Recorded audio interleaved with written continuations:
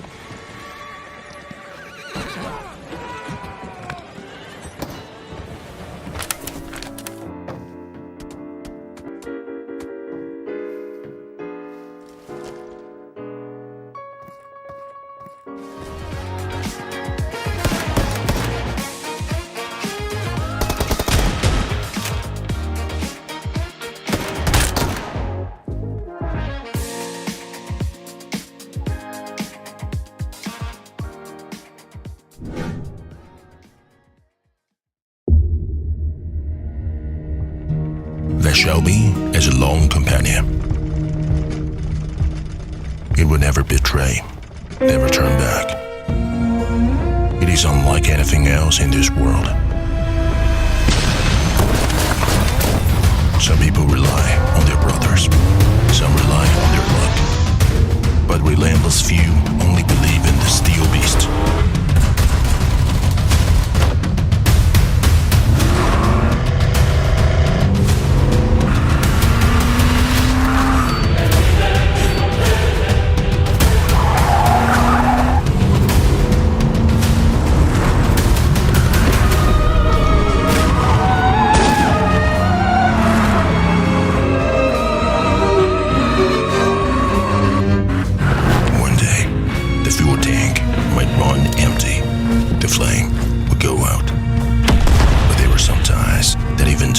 Cannot erase.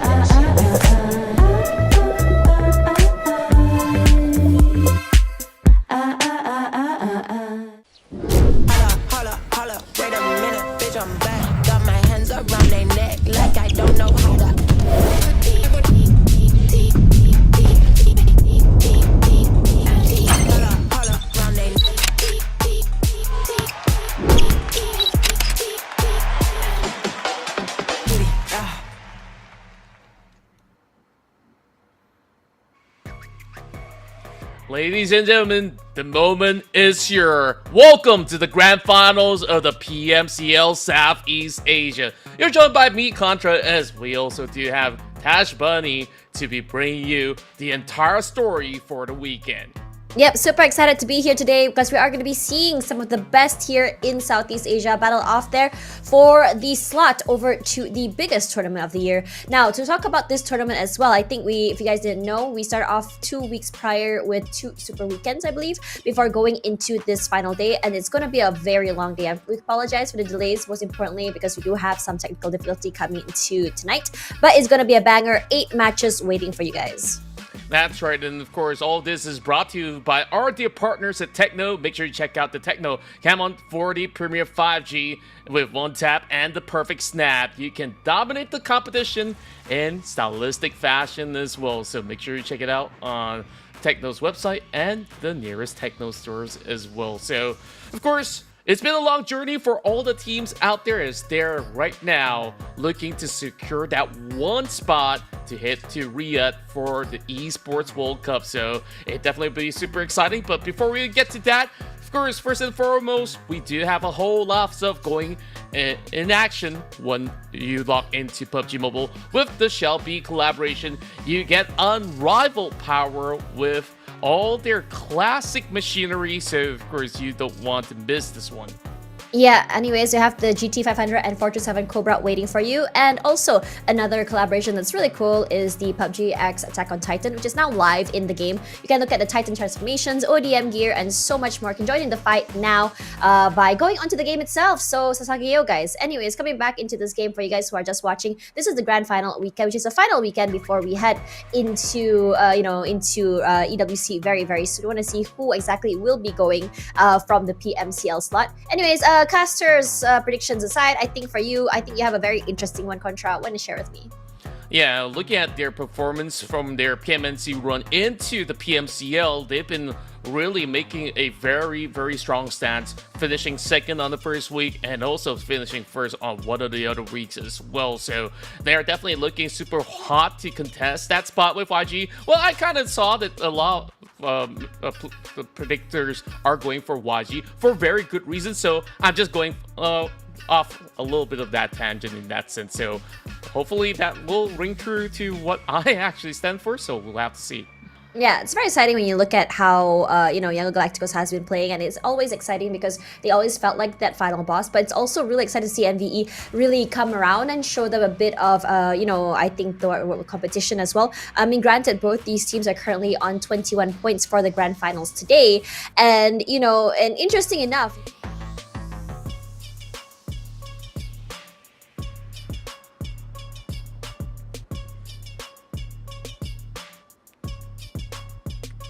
we are going to be looking at this schedule today, but we are currently on the final week of week of grand finals. Wow, cannot English today. As we go into this one, I think a lot of teams there's a lot of competition. We are going to be starting not really from ground zero. Whatever points that they have collected from the last few weeks, we'll put them into extra points, putting them ahead of the rest of the pack. True enough. So with that form of hits out points, it just gives them a little bit of an edge amongst the rest. But of course, whoever gets those big chicken dinners will be able to also catch up. So we have 3 days of back-to-back action throughout the finals for this weekend. And I believe on the final day is where we will implement Smash rules. So things are about to get a lot more interesting in that notion. Yeah, interestingly enough, when you look at the previous format for the group stage, it was 6 matches to 7 matches in a 3-day weeks, where the top 16 goes to grand finals, which is this weekend. Now, the super weekend is interesting, where teams play 6 matches per day on Saturday, Sunday, and the points go toward those league points, which is the points that you guys already see here, which seats them into where they stand in the head start points, which is very interesting if you think about it, because when you look into that Smash rule weekend, it means that, yeah, we have 8 matches to be played at the end of the day, but most importantly is the team with the highest amount of points plus 10 to get the chicken dinner can shut down the entirety of that final day. That's right, and speaking of which, we have $40,000 up for grabs, and all the teams are looking for the big line share, and of course that golden ticket for PEWC in that sense. So it'll be pretty huge for the finals. I mean, even on the league itself, that's $2,400 distributed, and that was won by the side of YG. Now that's another $5,000 up for grabs. Anyways, these are your participating teams today, and I think our top 16 is coming out very true. And I think surprisingly enough, toward the entirety of the 2 weeks of the league stage, we are seeing a lot of consistent teams that are doing well will remain at the top. We're not seeing that really, really close, I think, fight all the way to top 16 as well, especially on that super weekend. Most of the teams that did not make it all the way till the end, which is honestly so surprising to me. Yeah, it definitely was a little bit of a heartbreak for some of the teams that were just by the edge of making it through, and they didn't really have that shock factor to be able to pull through on the second week itself. And that said, these are teams with the hit start points. Erangel Galacticos as well as Nexus Vanguard tied with 21 points, so it will definitely be a very tight race at the top, while not too far behind Sydney Esports, BMS, BG within the top 5 ratio. I think that there's definitely going to be a whole lot of pressure for those who are sitting at the top, while Asia TH, amongst many, are still looking to garner any form of momentum. They will start from ground zero. exciting enough when we look at it, right? When you look at the how it's gonna be played here. 21 points is about like I think one chicken dinner, one game that you have a chicken dinner plus a handful of eliminations as well. I would say it's a standard. That means that a lot of these teams, especially from 15 points and above, they are in a situation where they're like, okay, we have this one game wiggle room where we don't have to really worry too much about making mistakes. Whether it be eliminated too soon or whether it's gonna be Sanok or the rest, it's still enough time for the teams to really pull themselves together. It's still a big margin of error if they if it say it happens, right? Especially on a map like Sanok, where I would say it's really unpredictable. It's a lot smaller and a lot more fast paced. And I think this map you have to hit the ground running. You have to put in the extra oomph early. That's right, and they should not make any formal mistakes because it will be very costly. As you did mention that certain teams, they already have like a chicken dinner's worth of points already. And even for those teams, if they stall and receive no points at all, it's gonna cost them because those who are trailing right behind them will be looking to cut through to secure themselves that podium for the PMCL Grand Finals. So let's get it on.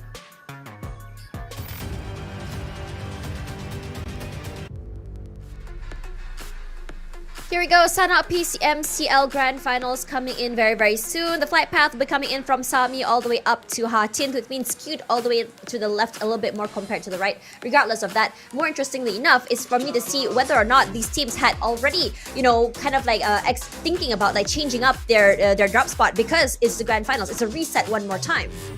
True enough, without the presence of Paradise Esports, S69, On Fire Squad, as well as Aggressive Fights, some of all these drop spots are being opened up in essence, so they could definitely consider rerouting, but I think for most part, most teams will just stay on to their usual comfort areas, while we're looking at two teams, or perhaps even potential three, to be moving into the Alpha states.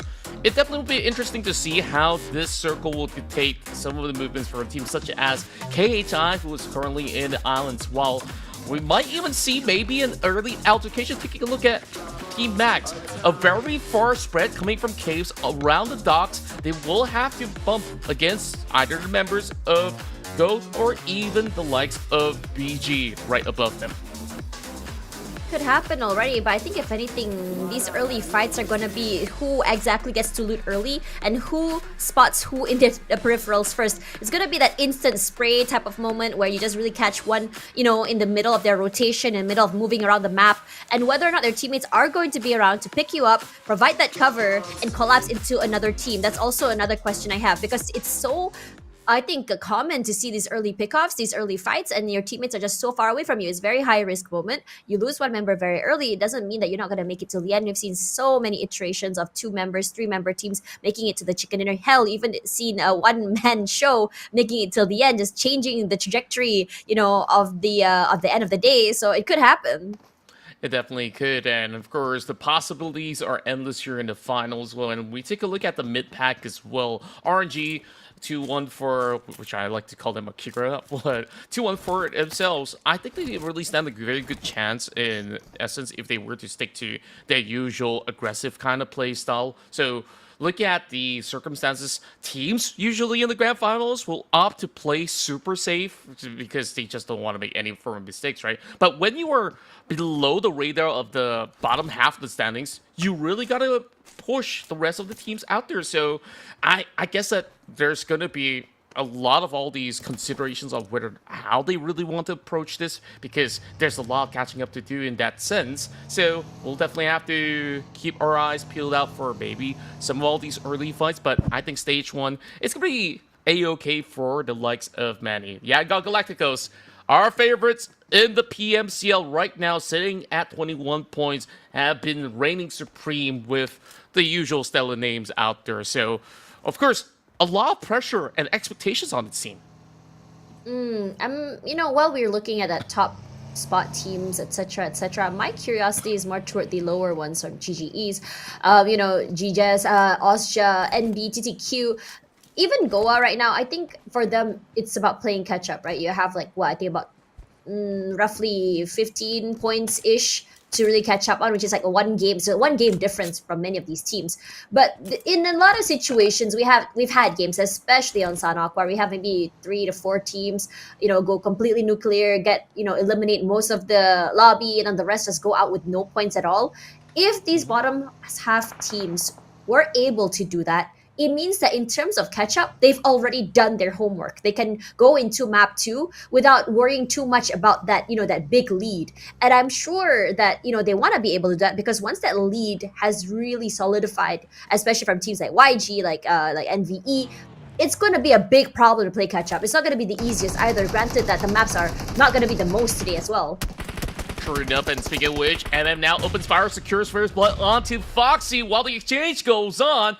Nathan managing to get a knock on that trade, looking for Michi inside the hub, but it is going to be a retaliation being shown by WTZ, suppressing the onslaught, being brought forward by 214 as Lion paced his way through with a DPS, but the cover fire was beautiful, and that's actually coming from another angle from Super Loki.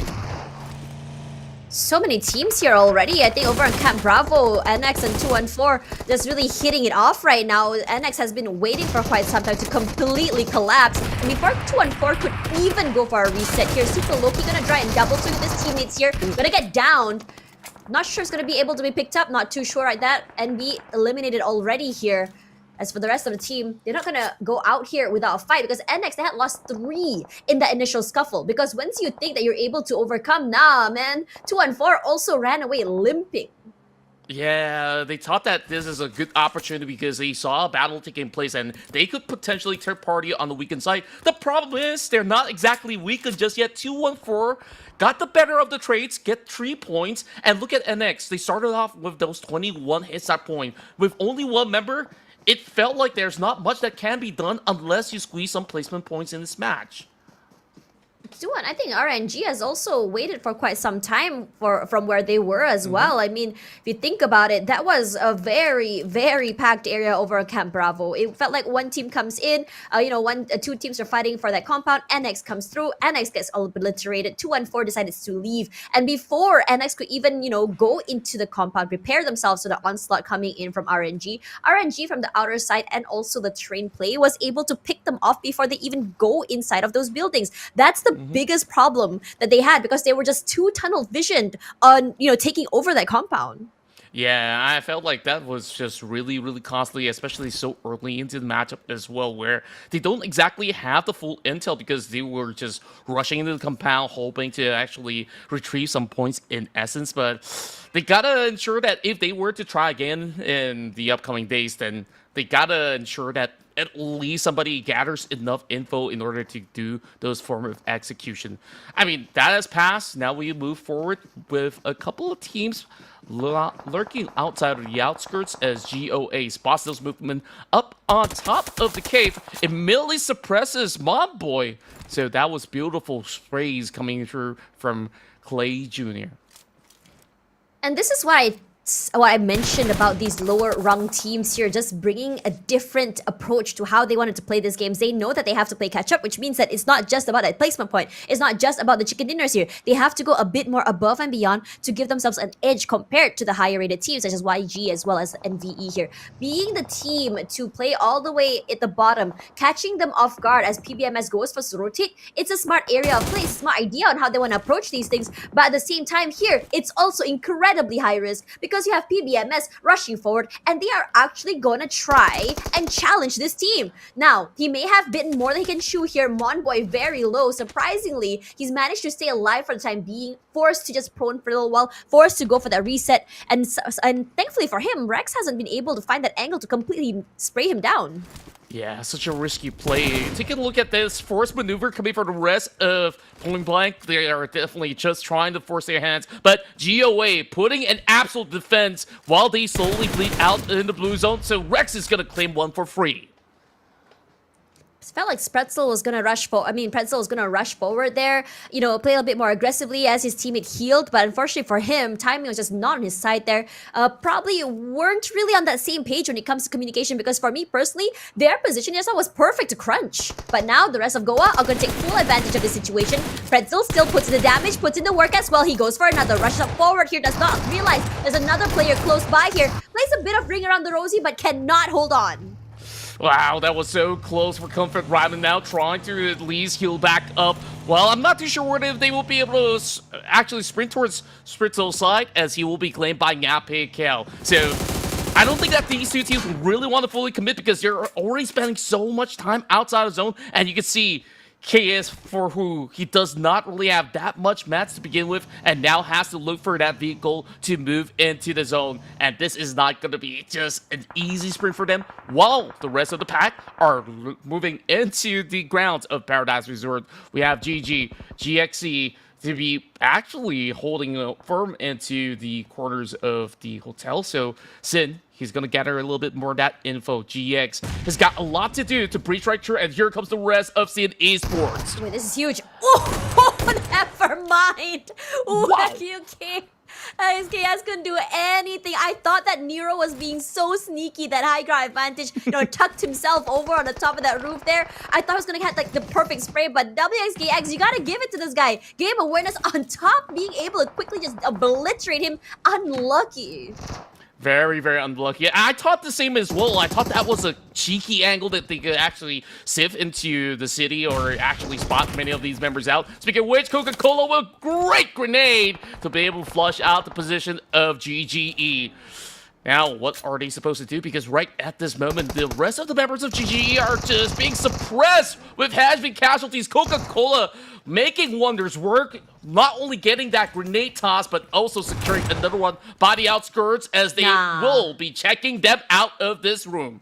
Talk about high-risk play here. This guy barely had any life as well. Just rushes forward, shoots them in the face, gets a knock as well. And Paradise Resort is completely booked out right now, with so many teams looking to rush out of that hotel, trying to figure out whether or not they want to hold on to this area or not. I think Sin is just cutting their losses at this point, saying, yeah, no, we're not going to stay here very well. GX can have this. Thank you very much. And if anything here, you also get a consolation prize in the form of Coca-Cola. One more point in the bag. His teammate cannot hold on. So Rankit just easily takes it, put it in his pocket. Thank you very much. And we're going to try and figure out a different way on how to approach this. Either we stay all the way in the back side of Paradise Resort, or we can rotate, southern side. The northern side of Quarry is completely empty. There's a lot of space to play. Yeah, there definitely is a lot of room that they could actually utilize with great effect. But within Esports having 4 members, they could afford to, spend as much time as they want around this resort, while there is still one member out of GX currently looking around. But PBMS, they're getting themselves even more of the action by the outskirts, as that will just add a few more points from this hustle in Lakawi. As the fight continues on inside Paradise, they managed to seek that player out. So that's going to be a clean sweep for Sydney Esports. Honestly, smart from Sin Esports, not wanting to prolong the CQCs, going on the outer side, leaving one inside, which means that you're able to crossfire, gain info from your teammate to play off these angles to perfection. And I have to say, this circle is not the easiest in terms of rotation either. I mean, it pulled all the way to the left side of the islands, and now finally it's centralized. So anyone inside of Paradise Resort as well as Camp Bravo, well, good luck getting out of those compounds. Not the easiest to push in. And for those in the middle here, Austria is going huge. They have compounds, they have terrains to work with, and the same could be said about Max. Yeah, true enough. That's the reason why some of all these teams are actually battling for control over on the far east around the Lakawi section. Because in the middle of the zone, there's only 2 sides of the hill that you could actually play to full effect.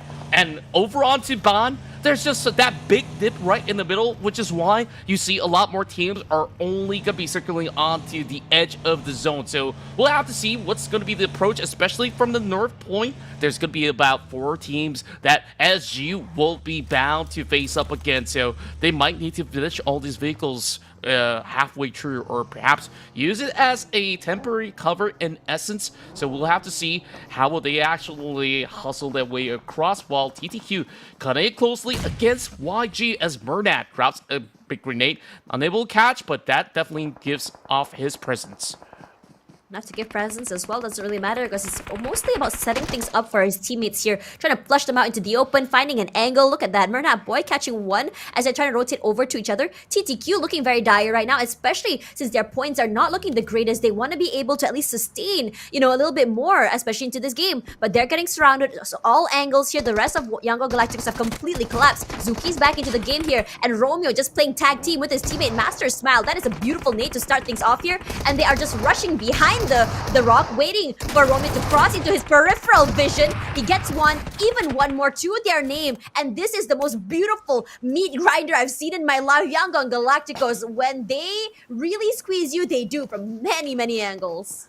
That was absolute perfection, like you said. That grenade coming from Master Smile just dented them any form of chance, and they were pretty much pit into one tight corner of that rock as well, so it's pretty tough to even dodge it, and even when they did, so much damage has been soaked up, so that makes Murnat's job a lot more easy. And just like that, YG trails up ahead, adds another 4 points. Sid Esports the closest one right now to challenge that statement. But take a look at the center of the zone.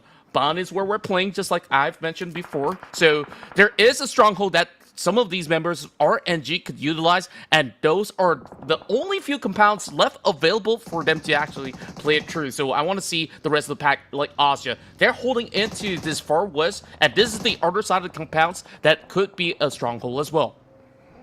I mean, it's pick your poison. If you want to play CQC or play out in the open here in a situation like this map, I prefer being outside. If I'm being honest, terrain, you have a lot of cover in terms of rocks as well, and potentially you could be able to play the bad guys that stop people from rotating into the area as well. But Yangon Galacticos here, they are playing Grim Reaper. They're walking up into every single team. They're just taking names and taking lives, putting their points into their pocket. Thank you very much. As Michi tries to put in a bit of damage on the other side here, Yangon Galacticos, they immediately answer back. 2-on-4 cannot hold on, but 3 eliminations is decent, especially for our first game of the day. And Yangon Galacticos right now are on a rampage. 6 eliminations.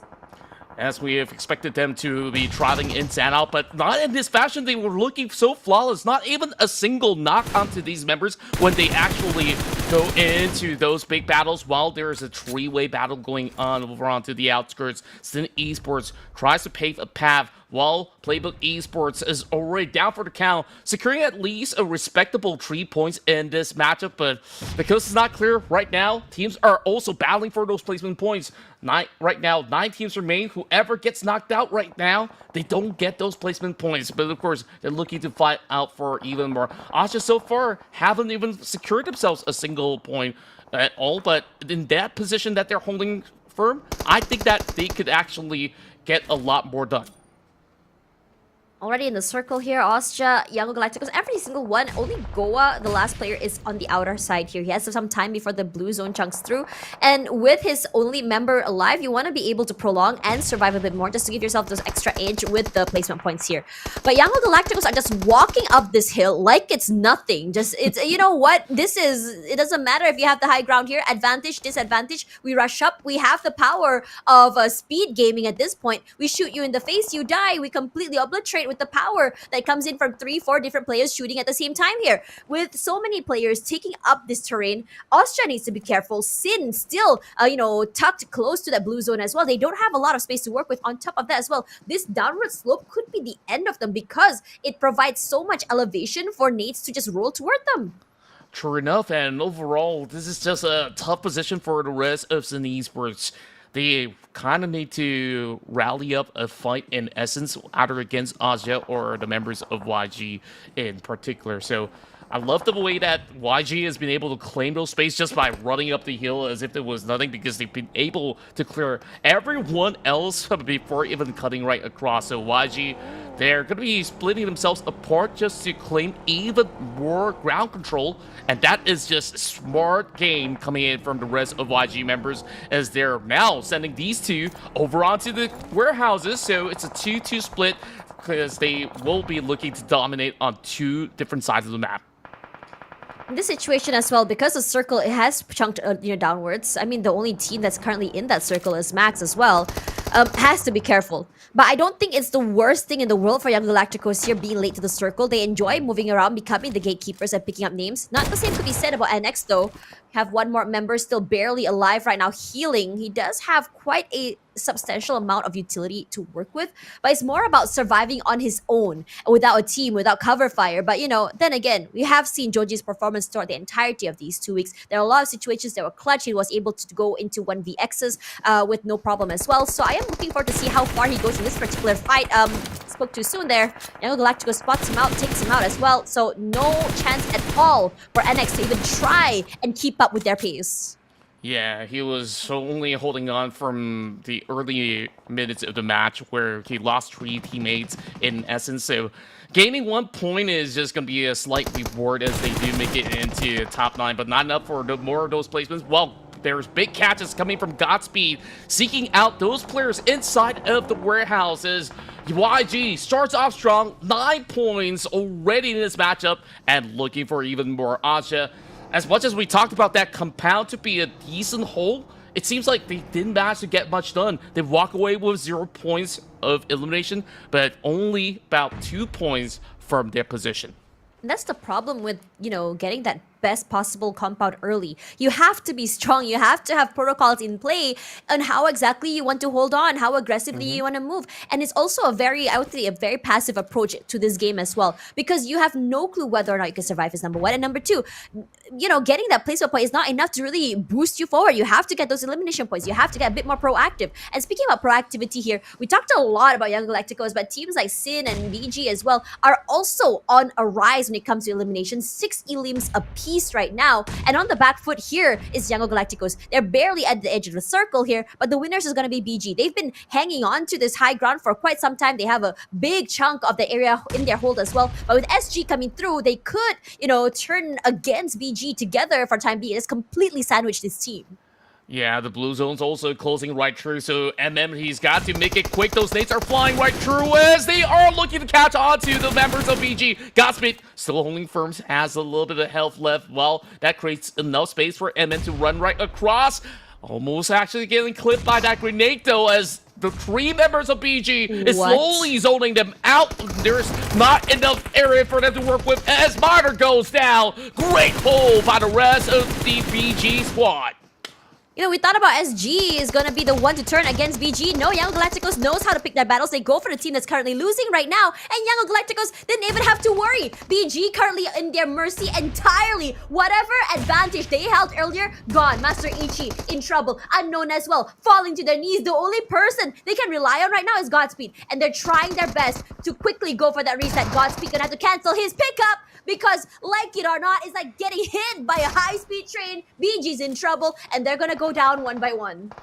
Man, they move even quicker than the Japanese trains in that sense. They're just really train wrecking everywhere right now. 13 points already, not even reaching the chicken dinner in this top 5. Safe out now spots another. Yaka tries to survive. That's the only member of BG left standing in the way. He finds himself a shack. Can only get a little cover for the meantime. So right now, it's YG against the world.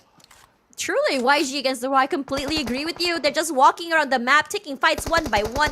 They're not overexerting their force either. They're making sure to take it one step at a time here. This angle by you is good, but every time he pokes his head out there, the chip damage that comes in from those pre-fires, especially for Young Galacticos, is a bit much to deal with. And you barely survives the initial skirmish. Man, just take a look at that sublime positioning over on the top side of the hill, while the rest scramble for their lives. Ranked will bleed outside of blue, and they spot everyone in the map already. GeoWave pulls the top 2, but this was Yangon Galacticos all the way. Yangon Galacticos decides to just wake up, hit the ground running, and just walk around the map, knocking on every person's door. Every door they knock on, well, let's just say the entire team is gone, because this team has decided that they had a different approach to, coming into this game today. Not only just the chicken dinner, but in terms of elimination as well. Even if they did get eliminated early, even if they didn't get the chicken dinner, I wouldn't have doubted they would be able to steal away that top spot. Sure enough, I mean, this is just absolutely absolutely sublime coming out of Yangon Galacticos to kickstart their run with another strong statement of their own, just like how they did throughout those weeks of action. And right now, they can ride on this momentum to trailblaze against the pack and make it not even close for everyone else. Honestly, it's really exciting to see how they're playing here because every single member is just putting in the numbers here. Romeo, great in terms of putting in the damage, great in terms of being able to knock players down, and most importantly, providing that support for players like Say Cloud, Smile, or even Mernat to be able to play individually. Being able to flush them out with those nades, set up those smokes, and be able to take up space. Every single one of these players were just playing phenomenally and aggressively, and understandably so. This is a small map. You're able to take up space quickly, and you're able to catch teams off guard fairly early as well. Young Galacticos, a lot of their fights were mostly in the situation where they are third partying a bit later or just completely, saying, okay, we're seeing two teams fight. Which team do you want to go for? Make a decision, overwhelm one team, and completely move to the next before the other team could even anticipate them pushing toward them. This is a very fast and decisive style play. Yeah, it was super coordinated as well, right? Especially that instance where we saw Mernat actually leaving the front. So we'll take a look at the highlights, and we'll talk a lot more right after this.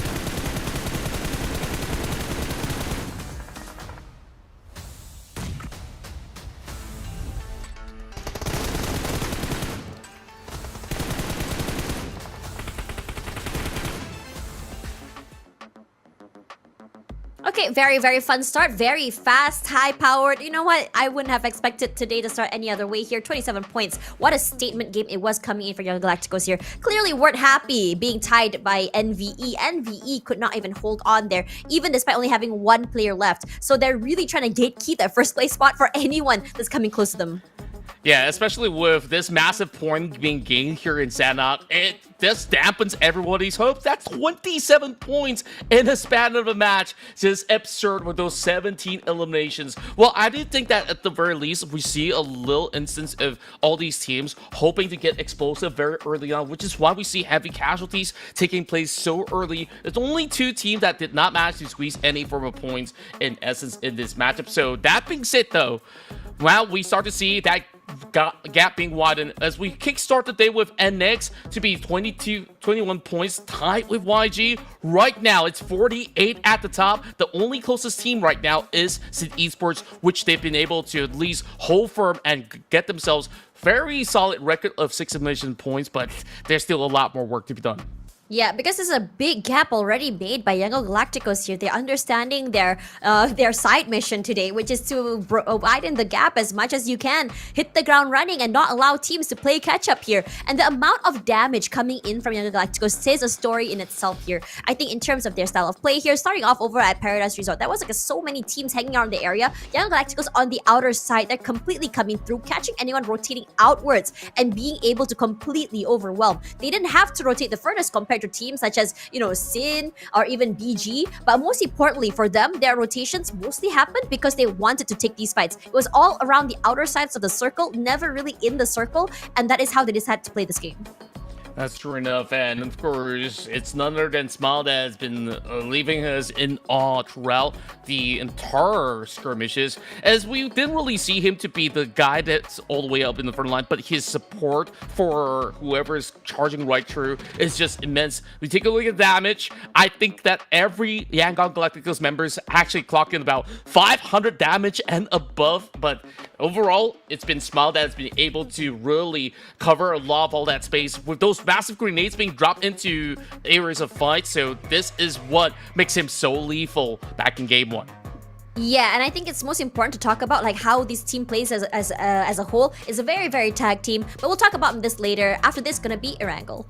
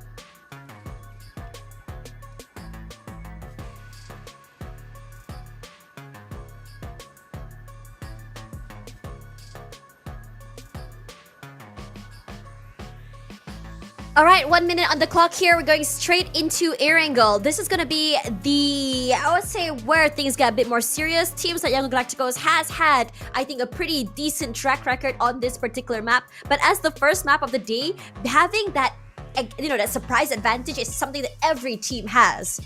Indeed, and overall, this is where the real battle begins for the likes of Manny. Rough start for Nexus Vanguards. They only walk away at 1 point. Perhaps this is where they'll be able to, once again, regain a little bit more of that tempo where they have kind of lost it on that previous run. So we'll have to see and what sort of stance some of all these teams will be getting themselves into as we're looking at the very beginning out of the many maps of Erangel to go. So without further ado, we'll move into our second map of the Grand Finals in the PMCL.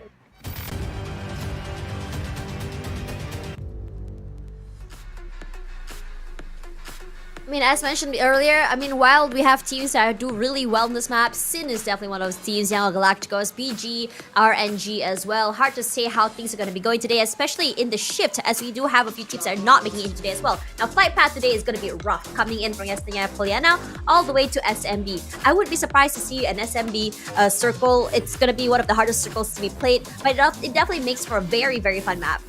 It definitely is, as this is just gonna pit all these teams into taking alternate drops, or perhaps even look to make even more checkpoints to get to where they really need to be. So this itself definitely will maybe see a couple of all these instances where teams are battling for those vehicles. So for most part, a lot of all these teams want those early drops. So on Stalber itself, KHI are met with 2-1 for Akira, and I think that might even be an early brawl in essence because of that. So we'll have to see who will be able to make it off the course as the rest of the field are looking for those late drops. TTQ as well as Nexus Vanguards is going to be in the island, while the rest of Goa will take military base for themselves. So it is definitely going to be pretty interesting of a notion, as TTQ is going to be moving into the very pure state, and this is a great call. And like I said, a potential for an island ending.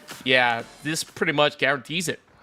Yeah, I said ew just now, mostly because for many of the teams, that's definitely something they're going to be thinking about, especially those who had dropped all the way up to Kameshki, Stalber. It's going to be a long way down to the southern end. A lot of teams to cross and fight as well. It's going to be very interesting. For those inside of the circle here, what are you going to do here? It's going to be a big gamble. You want to stay on SMB, or you want to try and hope that the circle pulls toward mainland? We have seen pulls toward mainland before when a majority of the island was in there, and it put a lot of teams on a mad scramble to rotate, cross over, whether it be the bridge, whether it be swimming, whether it be a boat or the ferry. It's not going to be the easiest way to go from the island to mainland. True enough, and it doesn't help for some of these teams who are already locked and loaded for that early battle, and Kameshki is one of the furthest points from where they need to be. So they gotta settle this fight real quick if they really want to commit to it, or else just quickly get a car and just run for it. And speaking of which, we're already looking at the rest of Asia cutting their way through, as they will be able to just sift past majority of the members of Guardians of Angel. So that's a great work coming in from the rest of Asia, and we will carry on with what went on. 2 members knocked down, 2-1 for Akira. Well, actually, it's just only one. Lion, he does not really have that much health, as Claire looking to push through, and he confirms it. That's definitely 2 points added to the tally for KHI. And honestly, for 2-1-4, they start off today, not really on the best of situations. They start off, I think, with 10 points. And now they're on 13. They barely survived just now. And they want to play catch up here. And suddenly, you're just completely rushed by another team, getting caught out one by one. Every single one of your members is just falling, with only Kree, the last member, left alive. And he's just trying to make sure that he's going to be able to run away successfully and prolong their time into this game, into the rest of the map. It feels very reminiscent of that first map on what they wanted to achieve here. But I have to say, it's a bigger map now. It gives him a lot of time to survive. But in a situation, if the circle does hard shift there, it's not going to be the easiest as well for him to rotate. Sure enough, and look at the current circumstance, 2-1 for Akira. By hook or by crook, you really got to get out of this hill side, and look at the time scramble. Many of all these teams getting caught in between these rotations. Nathan now getting knocked down, but that will be quickly revived by Jappy. as the rest of RNG will be looking to at least settle scores before coming into the island, because they have definitely noticed there's not just one team that's going to be guarding the bridges. Last we checked, that was Goa. And I believe there's even more that will be swarming towards that direction as well. RNG is in a decent trajectory. If you take a look at back in our previous game, I think that they've been able to at least stash quite a significant amount of points. Now, adding one more to the block this early on is just going to see them perhaps move even deeper ahead to make a cause for overtake up against the rest of Nexus Vanguards. But looking at the rest of the field as well, I think Nexus Vanguard, they will be pretty much playing this safe and sound because they started off inside of Novo. I'm not too sure about the rest of the field who are still staying in the island mainland. So that is definitely going to be a tough ordeal for them to cut right through. And speaking of which, TTQ is going to hold the line up against RNG.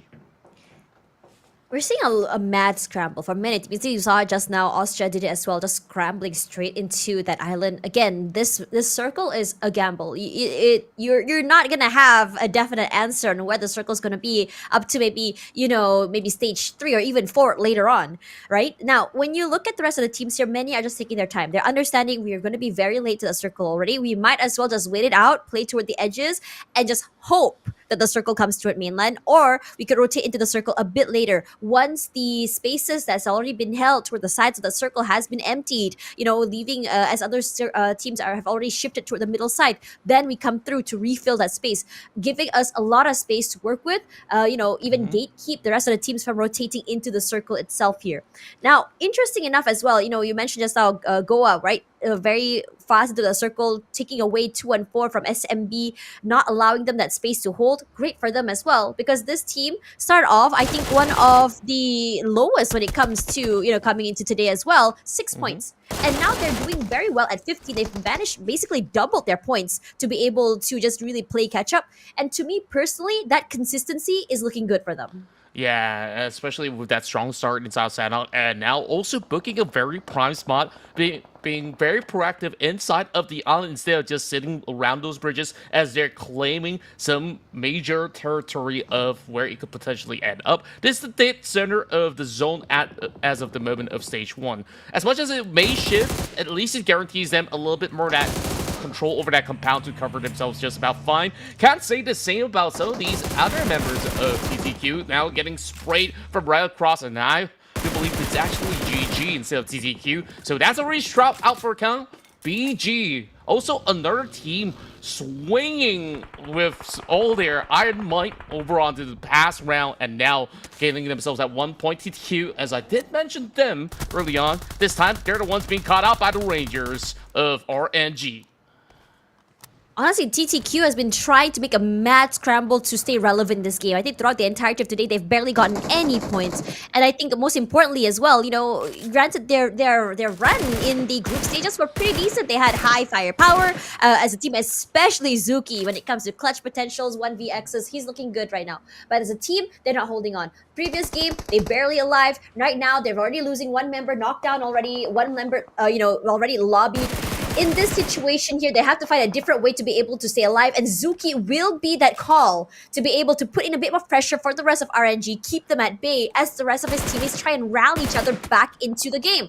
And in this situation, Zuki is doing a lot. He's watching 3 different angles, and it's scary as well because you have a player of Goa coming toward them as well. And I'm shocked because Zuki, despite watching 3 different angles, has managed to be so aware that we have another team, another player rushing toward him as well. He was out there in the open. There was nothing he could do.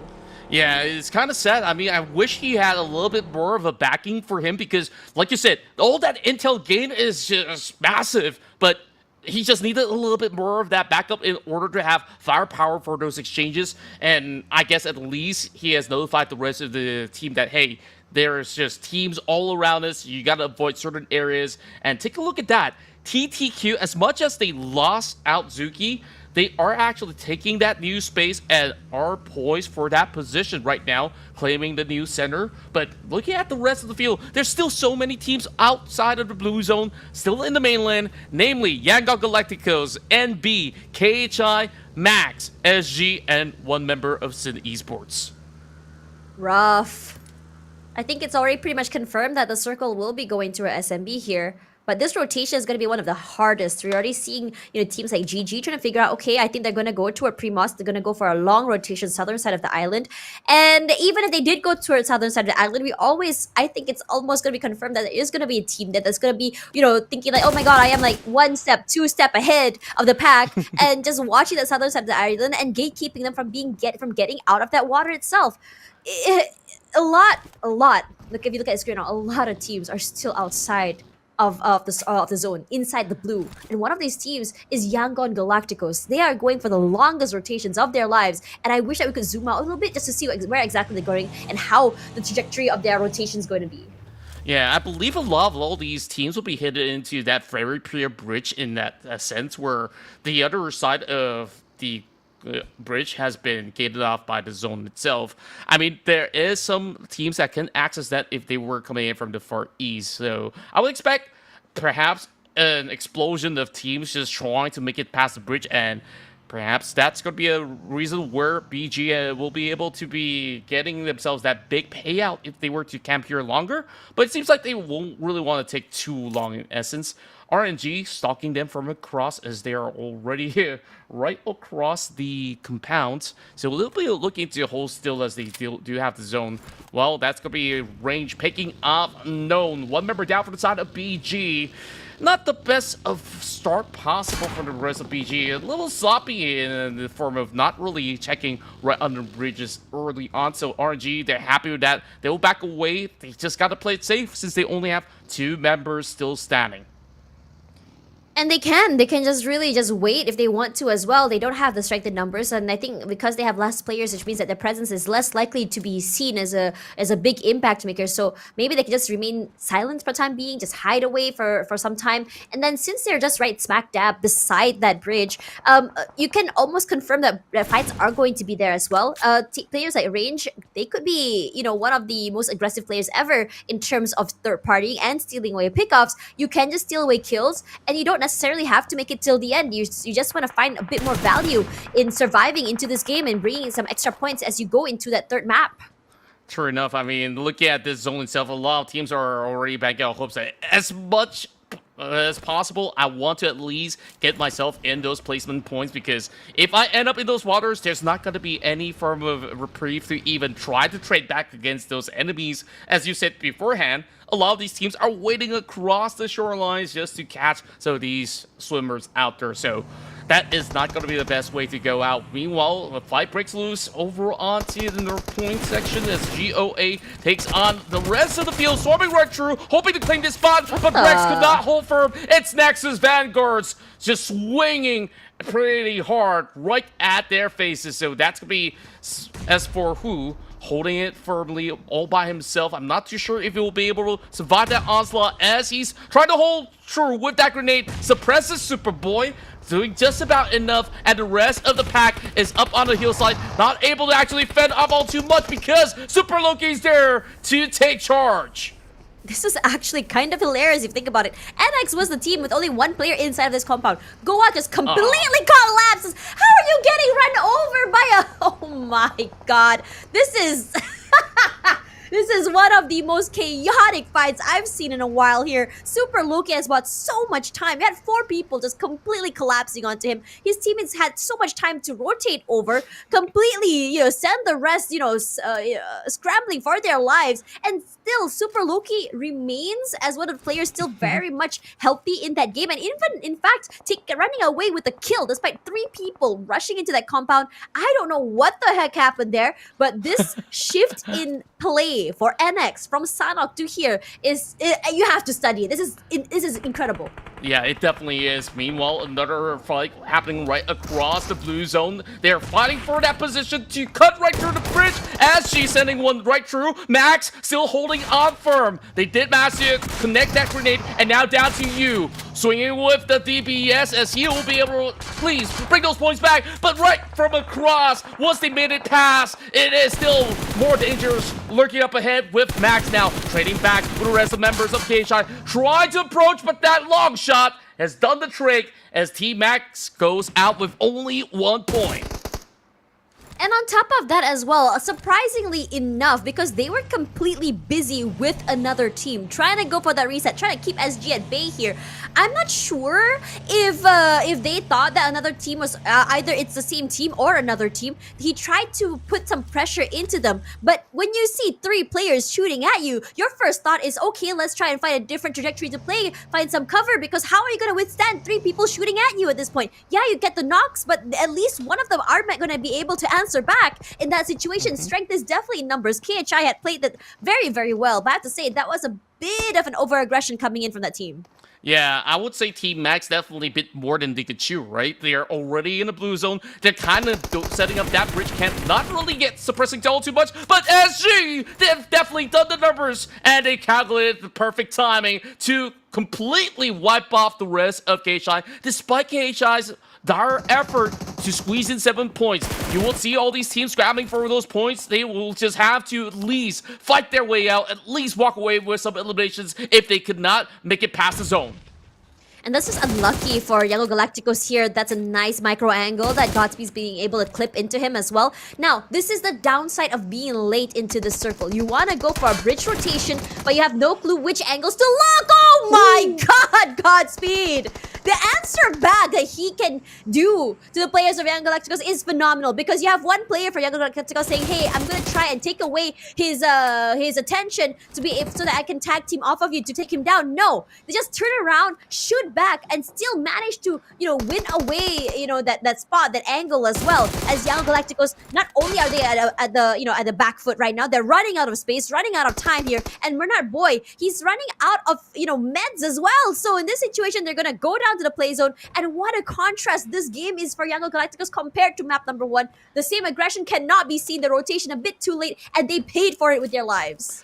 Man, I would just tell you that all these Burmese players are just built different. BG, Godspeed, like those insane angles is what really kept the rest of YG at bay. Like you said, now YG didn't really achieve any points at all. Great chance for the rest of the pack right now, especially for BG. Now, tagging another member out of PBMS, Momboy's already out, and that is a solid 5-pointer run, despite them only having 2 members left. And now that space is also opened up for the taking from this north point, because there's not going to be many players coming from that area of play. The only other challenger, maybe more of the members of PPS, now that they've taken 1 member out, so they should know that BG is going to be around these corners. It's more of a matter if they want to contest for that high ground. So right now, there's plenty of reprieve for the rest of BG, but I can't say the same about those over on South Side, because it's looking congested right here. Yeah, it seems like every single team has managed to make it into the zone for the time being. Most importantly is going to be, NX, because they were the team that were able to really turn things around, and now they're going completely nuclear under the last 2 members of RNG, I believe.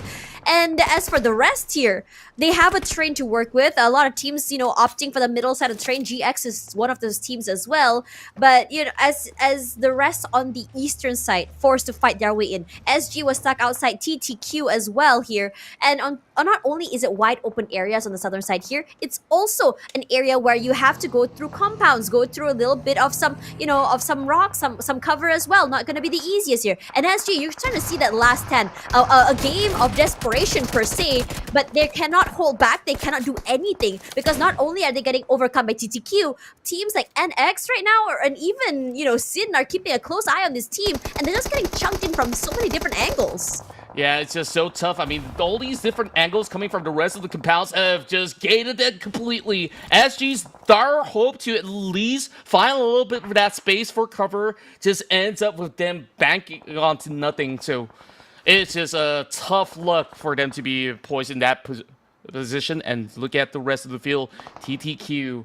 Now, the onus is on them to be able to make it past the area, because there's still many of all these crowd being around the vicinity. So we'll take a look at the rest of Nexus Vanguard right now.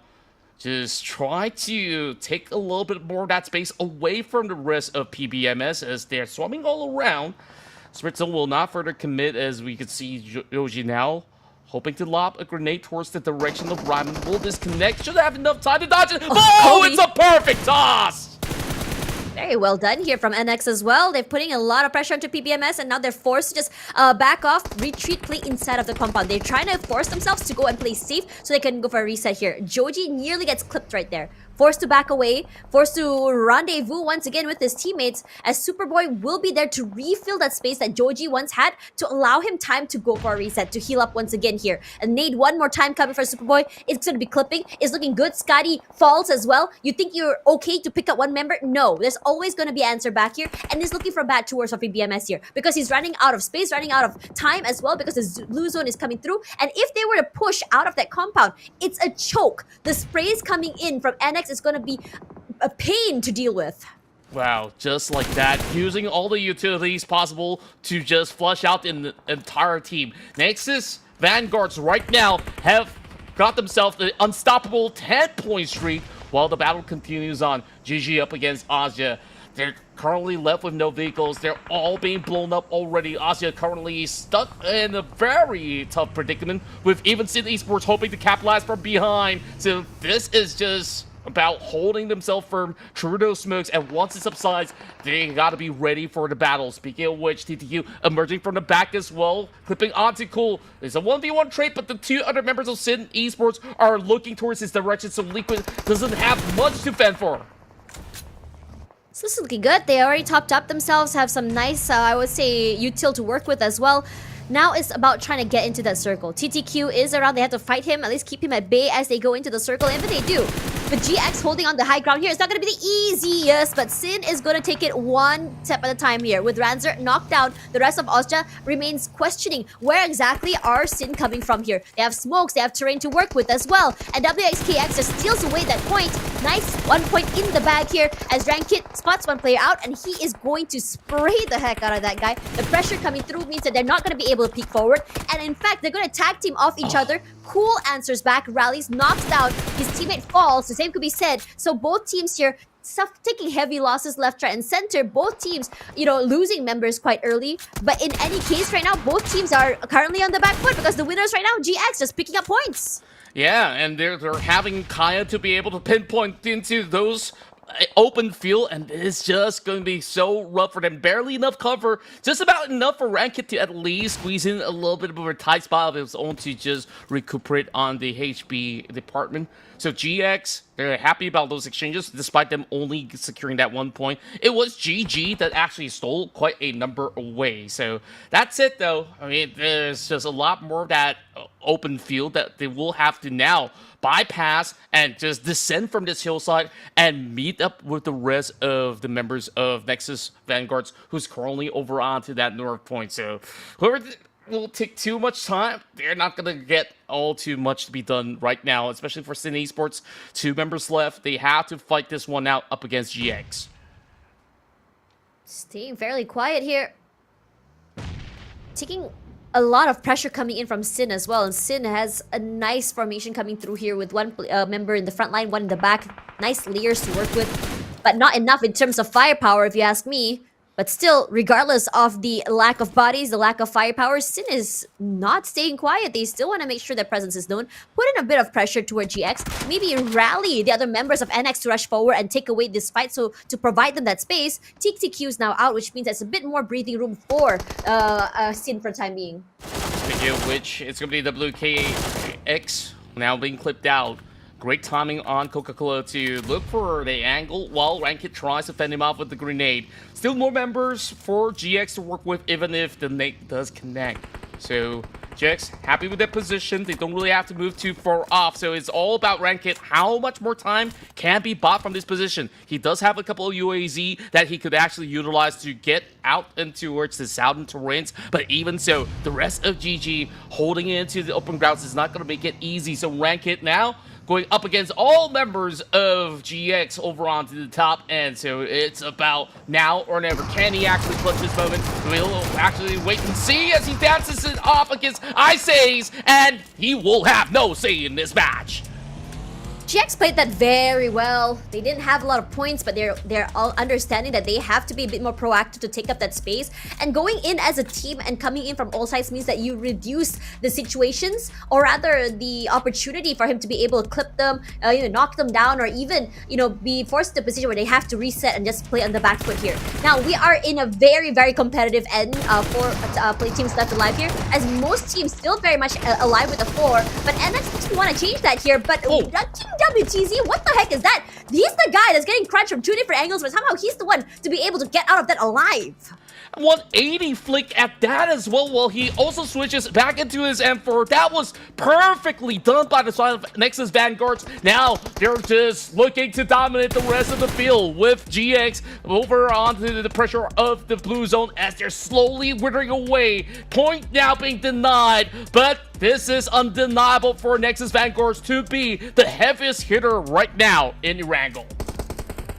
Whatever that Yango Galactico set, as the benchmark just now is completely being challenged by NX today. I think it's a lot of aggression from the beginning of the game all the way till now. They're not stopping, and they're taking these fights one by one, not as aggressively, but I have to say, it's more calculated on how exactly they want to play together as a team. With that hovercraft they had just now, they were able to take up not just a lot of space, be able to survive longer because of how tanky it was, and now they're trying to go for a nice 2-2 formation. One player on the outer end being able to cross off each other as well means that they have more terrain, more area of fire that can cross off each other as well. True enough. Right now, only 2 members are planted inside the zone. They are looking to have a flank angle up against the rest of NB. This has been their best run so far, but NB has yet to actually claim plentiful of points. Despite whoever wins, I don't think anyone has the amount of points to challenge Nexus Vanguards at this moment, where they've already secured 15 elimination points. And like you said, if they can close out with this chicken dinner, they can top the record of the most eliminations being set by Yango Galacticos in that previous run. That was 17. So there's a potential of even bagging a total of 20 points if they could just close off against all the members still left in the field. But look at the compounds though. This is definitely one hard to crack up against GG, which is why they're taking on the rest of NB, who are lying over onto the rest of the outskirts, and they're just prone on their bellies in open ground.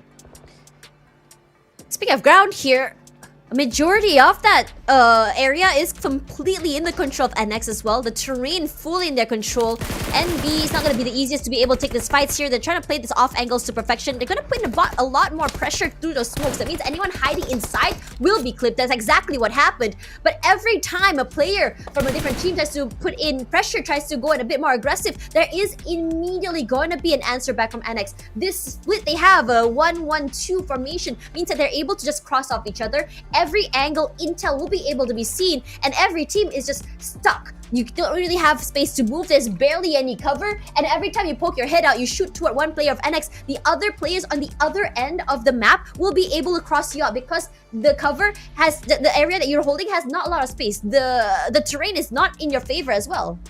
True enough. Now they're just banking on hopes that the circle will actually give them a little bit more advantage, but it goes directly to the center, which means Nexus Vanguards, they have the upper hand. The rest of GG, who's holding inside of the compounds, will now have to step out. Kind out moves up towards the rooftops, trying to get some angles up against the rest of Nexus Vanguards over on the top end of the hill, because they know that this is going to be the biggest demons in the lobby to fend off up against. But the only form of reprieve that GG has is that they still have the hovercraft pretty much still intact, so they could still maybe swarm right into the zone if push comes to shove. But waiting in wings is going to be Superboy. Looking to take charge, speaking of which, they're already on the move with the hovercraft, but they barely even moved too much, immediately getting clipped by Superboy. NX is being very proactive. They're taking fights on two different angles right now, and honestly, this is a lot of confidence to be able to do so. Just being able to take up that space and deny them the chance to get into that circle. NB is still very much with a 4, and it's so good right now because it means that when you have dealt with GG, means that you can just safely go into the circles, take the fight as a 4 against NX to be able to steal away the chicken dinner, really put them on the back foot. But NB right now, I wouldn't say is the best situation for them. It's wide open areas. The only thing cover they have are those smokes to set up, and even those 2 trees as well as that rock. GG now running out of time. The blue zone come through. They push out of the circle. Haya managed to go out here, and immediately the answer from Loki is to just spray him down and take him away. Super Loki looking like Superman right now. 9 points in this gentleman's hand, and he's definitely looking for a whole lot more. The nades are now falling right through, clipping over onto the back, dropping very closely to Foxy. Are they going to be able to knock them out of the park as they got no other space to actually play with? And B, maybe just looking to deny a couple of points away and try to fend off to at least rack a few more. This is their best shot possible for a chicken dinner, but yet again, they're not in the position to do so because they got themselves choked up. The rest of Nexus Vanguards are looking to close in, and they're just bringing every utility into full effect. And it's great right now because in terms of utility, NB does have a little bit more extra to work with compared to NX right now because they've used a lot of them very, very early. But time is not on NB's side. Foxy falls. The blue zone is just too painful to deal with right now. ZX forced to move back, and I think what they're trying to do right now is just to deny those points. Yahiko tries to survive a bit longer here, but the sprays are good. And now NX, all they have to do is just completely rush forward, completely just crunch them. And NX, they are playing catch up. They're saying, Young Galacticos, what you do on Sanak, we can do it better than Erangel, and they are gonna be great walking away with this chicken dinner. Ringing exactly like what you said, they definitely have achieved the most massive points possible in this span around. And the craziest part is that this is within the Sanaska Islands itself, where so many teams have struggled, including Yangon Galacticos. They walk away with no points, and NX says, you know what? We take those chances, and they take it all the way. So that is just going to be a big reset of whatever game that was on the side of Yangon Galacticos. But my, oh my, these guys, they started from Novo, and they just created chaos everywhere they go. Yeah, I think it's two different styles of play, but the same means in the end of the day here for both these teams. And I'm not surprised, both these teams that come from the same country, which means that they both have a similar style play when it comes into coming today. I think most importantly right now, when you talk about Super Loki and how exactly he's able to play as individually as he has, especially that first skirmish against, I'm not too sure which team it was, I think it was Max, but don't quote me on that. He was able to buy out so much time and space for his teammates as a 3 to rotate over to him, playing CQC to perfection, stealing away 2 eliminations before his team was able to come through. We'll talk about this after the highlights, so do not go anywhere.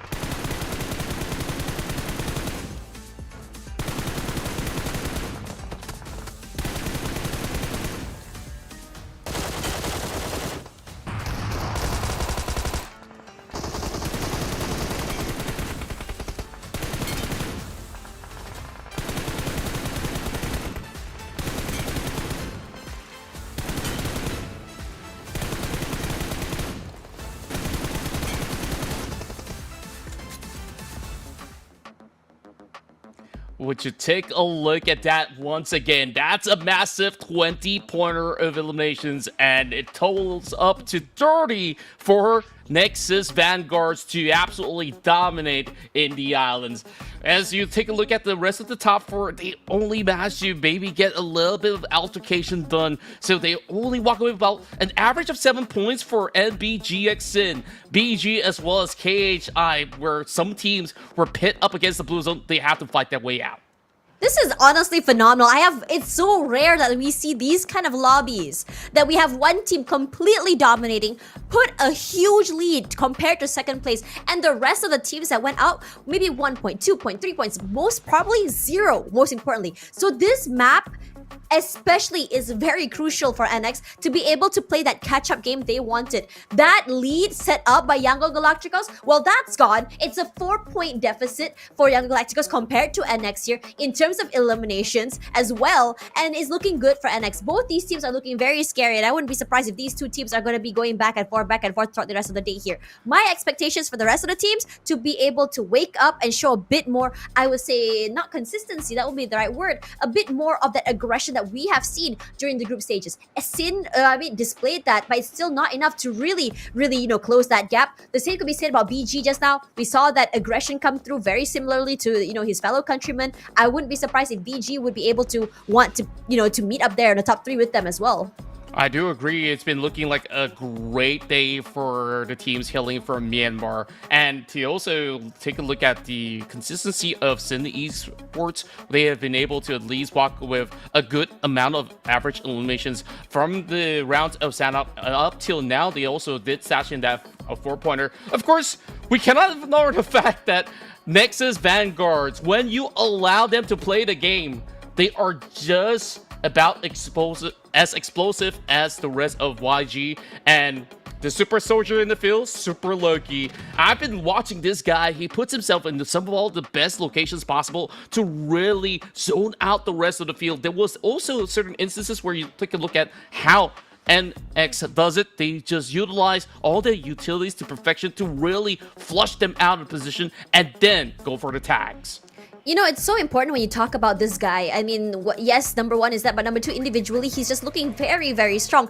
That I think he's one of the biggest secret sauces for his team's success, and I am excited to see what more he can do here on map number 3, which is going to be Erangel one more time. We're going to be right back, so do not go anywhere.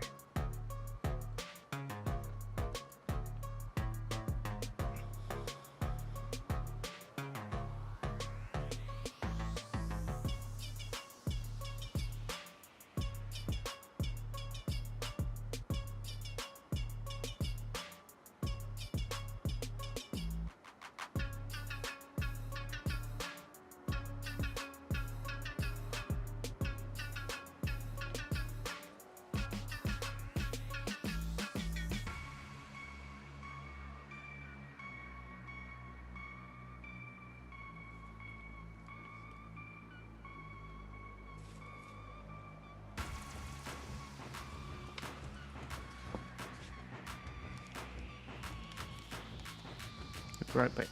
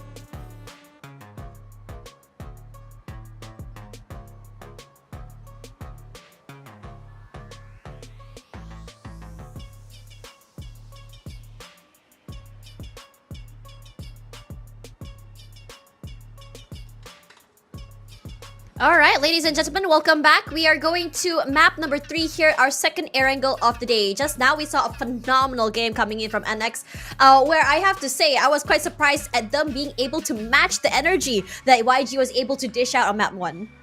Nobody was expecting them to match up to that pace and even delivered more in that sense. It's a massive 30-point run for Nexus Vanguards, and Yangon Galacticos right now is being pushed towards their second position, so we'll have to see how do they retaliate, as we are also having BG keeping up with the pace. Sin Esports also trailing right behind within the top 4 and top 5 right now, so this is bound to be an exciting night as we still got so many matches to go. But moving into our second map of Erangel, you bet it's going to be just as hot as the one that we've just witnessed, so let's get it on.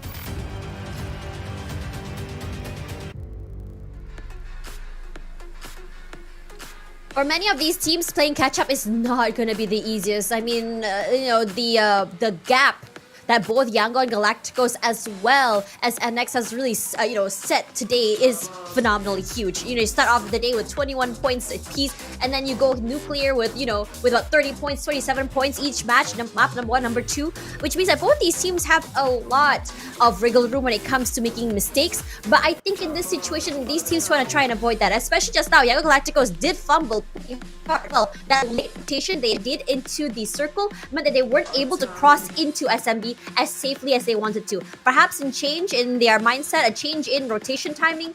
If it's a SMB circle, who knows? True enough, and just look at these two teams really rallying it on, as of course it's definitely justifiable when you only have that one spot to the Esports World Cup. So it is going to be a tight race to the finish line, especially for the rest of the field as well, where they're also playing for prize money at the very same time. And if they could just catch any one of these teams to be taken off the list very early on, they will also take their chances. So once we look at a certain flight path that's currently being evenly spread out, you would still expect teams to be looking for certain alternatives, but we're going back for Round even 2. more run in the island, like you said. Interesting enough, I mean, we've had a similar situation happen on week number 1 where we saw a similar circle on map 2 as well. Interestingly enough, a lot of teams did learn from that big mistake, or whatever mistake they did on the previous map. They applied it into their rotations coming into map number 2. Now, when you look at this circle as well, I mean, especially since drop spots have, I think, drastically changed from many of these teams, granted the trajectory of flight path as well, means that a lot of teams can really figure out where exactly they want to go. We're seeing a beeline again early from many teams.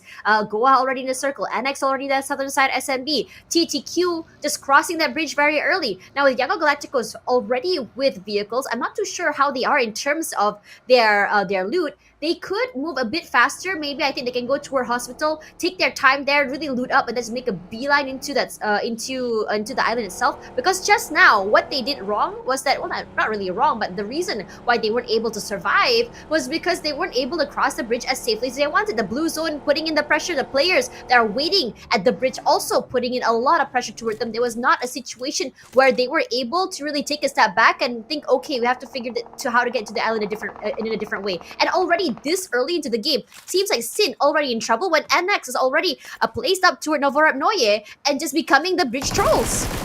Yeah, of course, they have all the firepower to do so at the very same time, as they book directly into the direction of the members of Nexus Vanguards. That's going to be 2 free points. I mean, they got us starting the map well enough that this is the usual drop spot for Nexus Vanguards, and they have not left the vicinity. So they, once again, start off on a strong note and looking super confident to dictate the pace once again.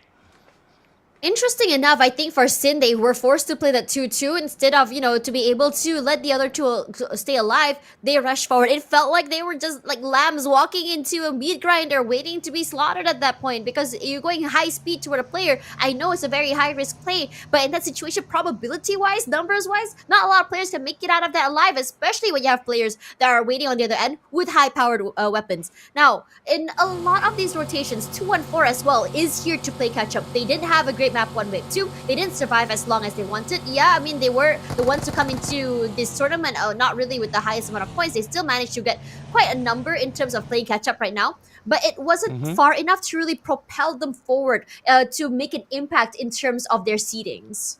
Yeah, it definitely was a very costly hurdle into the island. If they were to actually swerve right, there's a lot more of that empty area, but I do understand why Sin Esports want to move directly onto Nova, because if they make it pass, and if they're not going to be kept by these members, then they will have that firm access over onto the direct south, which a lot of teams love to play over onto the southern coast, because there is a little bit more loot that you can once again stock up, and after that, also play for that position by the shorelines at the very same time.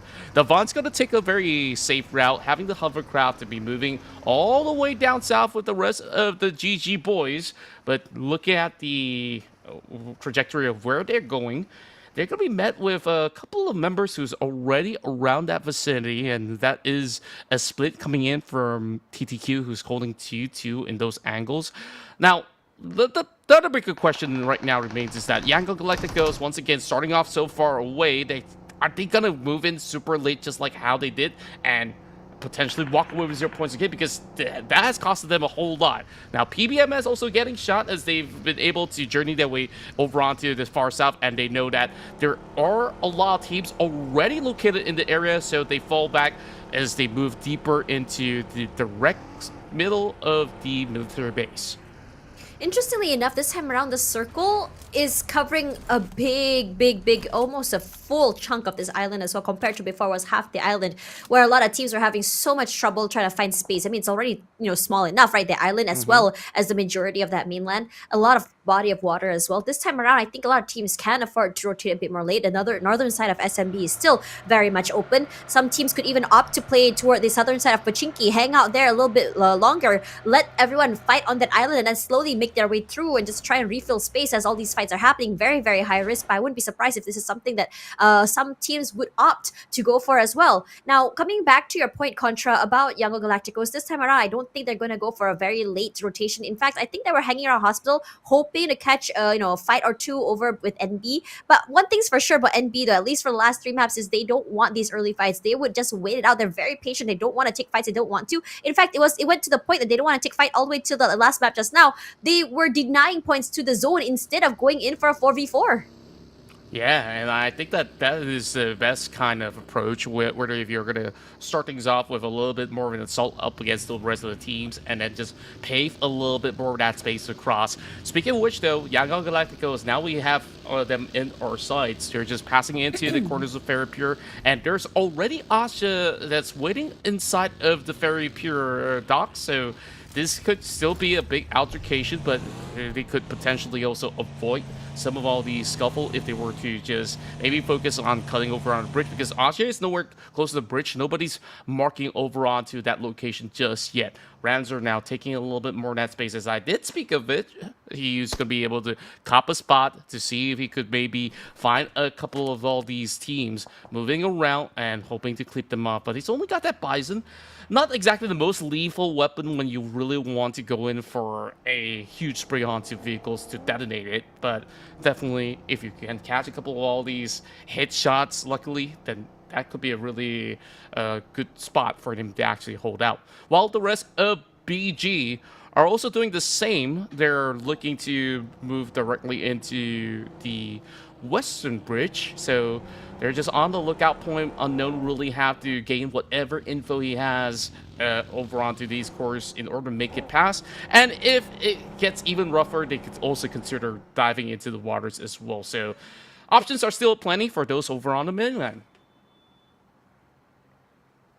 Austria just parked themselves all the way at in the western bridge, annex gatekeeping the right. So any teams wanting to go across that bridge is already be a problem in itself. It's gonna be forced to be a fight if you want to get through. Now as the circle shifts, this could maybe change or maybe open up the bridge for the time being, at least on the eastern side. Perhaps annex would be like, okay, maybe we don't want to be here too long. We can go for a later rotation, open up the bridge. Maybe teams could that are coming in a bit more later, like KHI, like Max, could be able to take advantage of that. But if anything, the center side of the circle all the way in SMB is already fully booked. It's not going to be the easiest to be able not only to get onto the island, but to be able to safely stay on the island as well, especially with the likes of the teams such as, say, NX, who love playing aggressive, like BG as well. We saw how aggressively they were playing earlier, on how exactly they were, terrorizing teams on the top side of the train and buildings as well. So this could be, kind of bloody toward the mid-side area. Yeah, what scares me most is if it does zoom into that area on the upcoming zones, is that we're going to have a gridlock situation where you'll have fights taking place from all different angles, and there's just no safe space for the rest of the teams who are late to step right in. So right now is the time to actually claim those spaces. YG now hustling onto the rest of GX, looking to flush them off of this warehouse territory. They're still playing over on mainland. They are not really well too concerned about stage 2 zone, as it is still rather tankable if you're going to be looking around over onto the outskirts. So they're hoping to at least get a couple of all these members off, but so far, close but no cigar. No fights taking place as of yet. So only 2 casualties throughout the field at this moment, and those 2 casualties were actually from Sin Esports, which we saw Nexus Vanguards absolutely capitalized on that one. So YG, I'm just kind of intrigued, like, how are they so composed, playing so late into the zone? They're still looking for some of all these avenues from the outskirts, and right at this moment, I believe there's about 4 other teams who have not crossed over the bridge, and they're looking to just burst right through, and us just got a lot of work to do to gatekeep the rest of these pack from moving in their way. Gatekeeping or not, I mean, still a 4-way. I think if anything, Young Galacticos could do this thing where 2 teams are fighting and they just completely rush through, or they could even opt to third party. But I don't think it's gonna be happening quite yet, because you have GX here keeping a close eye onto them as well, as Smile puts in the damage so aggressively. But look at these layers coming in from so many different angles. You think it's just gonna be one person out there in the open? No, because that one person is just there to make sure that he takes away the attention. The rest of the team collapses over on the other end here. Zin is already down. Marnet Boy keeping a close eye. And I wouldn't be surprised if Izez is going to fall as well. But Not Boy is not going to be able to get that opportunity, because NB and Foxy there going to try and open up these fights as well. And I think for them, this is the golden opportunity moment, not only for them to play catch up, but also try and score some elimination points, really push them forward. Yeah, they're just really looking to be in the part of the brawl. Nangx now also being clipped by the blue zone. As much as they really want to take their sweet time by the quarters of Fairapure, everybody has got to make their way across, and they're slowly starting to bleed out. Murnat, is it going to be rescued or not, as the rest of Yango Galacticos looking to further commit, as Master Smiles full sends it up against the rest of the field, and they will be able to at least get a little bit more done, but Murnat is unable to be safe in that sense, so they will have to fall all the way back. And just like that, YG, they lose 1, but at least they convert it with 2 points. 2 points in the bag, a 2-for-1. They'll take it at this point, because if anything, they need to be able to not only be to sustain, but also be playing catch up. Right now, in terms of points, they're about 2 points deficit away from NX. So if anything, they're gonna have to figure out a way to not only stay alive, but also be able to to convert in terms of placement points, in terms of elims. 3 members, still very much doable for them. But in this scenario, when you are on the back foot, when you don't have enough players to be able to, to play on the back end, to provide a bit more cover fire and also space, it's going to be a problem. And this is the same problem that's being met by this team right now, because NB, they're on a different kind of rampage. They have woken up, they decided to play a little less passive, try to go in for these fights, especially in the blue zones, because in this situation, what can you do? You're going to be late to the circle, you're going to be fighting other teams that are stuck in a gridlock over here onto Ferry Pier, and you're not even sure how your chances of survival when you cross that bridge. So the next best thing, fight, take elimination points. At least don't go out with 0 points. Yeah, that's the best notion in any case where you're just fighting tooth and nail to just improve your position. While YG, they managed to find themselves a glider to try to cut right across the field, but where exactly are they landing? Where there's going to be a GG waiting over on the south side. And speaking of GG, the Devon already looking to take those pot shots, and they're not in the clear just yet. They're so far over on the blue. Even if they actually move into the waters, they will start to slowly dry out. So this is just great hustle approach coming in from the rest of members of GG. But it seems like the two members of YG have been able to make it through safely. I am honestly surprised. This is a very creative way to approach, the island itself. And on top of that as well, getting a knockdown to Boy Sean. How the heck does that happen here? Because these two were vulnerable in the sky. And somehow they have managed to matrix their way into the island, be able to stay alive, and get a knockdown on top of that as well. Sir, what is going on? The aim, immaculate, the swerves, it really feels like they're from Matrix, right? Like, these guys, they've been able to steer clear away from all the threat, and they are the danger. The moment that they arrive, immediately point into the direction of GG, and once you see that the names appear on your screen that it is Erangel Galacticos, you don't want to mess with them even further. Now it's just going to be a little bit of back and forth trading to be done. It's still far from the clear for the rest of Erangel Galacticos, as much as they do have that space over the south side. It's going to be the rest of NB to be able to capitalize as they do take out one member of the side of Asia. Now, Ferg's going to be able to respond by immediately clearing out Foxy and staying alongside with Master Smile. They found the other glider and they immediately booked themselves a different spot. So it is a very far split between the YG members. How packed it is on the eastern side of that map. RNG as well as Goa at the very, very edge here could potentially keep out the rest of BG. PBMS as well. It's not going to be the easiest rotation into that circle, but they do have they can breathe a sigh of relief, at least for the time being, because there is still a lot more space before the blue zone chunks in here, if anything. So I'm more curious about how exactly the teams here on the eastern side is going to hold, because over on the middle side is a big terrain where GTQ is holding, and on top of that as well, to be able to hold and stay alive is not going to be the easiest in terms of terrain as well as compound hold either. And now for NX, they found a way into the circle. On top of that as well, a team to chunk down and steal away points from. Yeah, just a great position overall. The rest of Nexus Vanguards now trading back and forth with Iter X just holding them down, unable to approach even further as they try to deplete the hovercraft that is absolutely tanky. Joji does actually detonate somebody while he's on the move, while Ranzer tries to trade right back, catches Ramon off guard while PBMS is storming up the hillside to be able to get that knock done. So the rest of Austria trying to swing their way right across just to recommit to this fight up against the rest of Playbook Misfits. So this is an uphill climb. Fergie is late to the party. How much more damage can be done? It's going to be now X being run over yet again, but Ferg finds the angle, clips 2, and this is still absolutely salvageable in the 2v2 onslaught.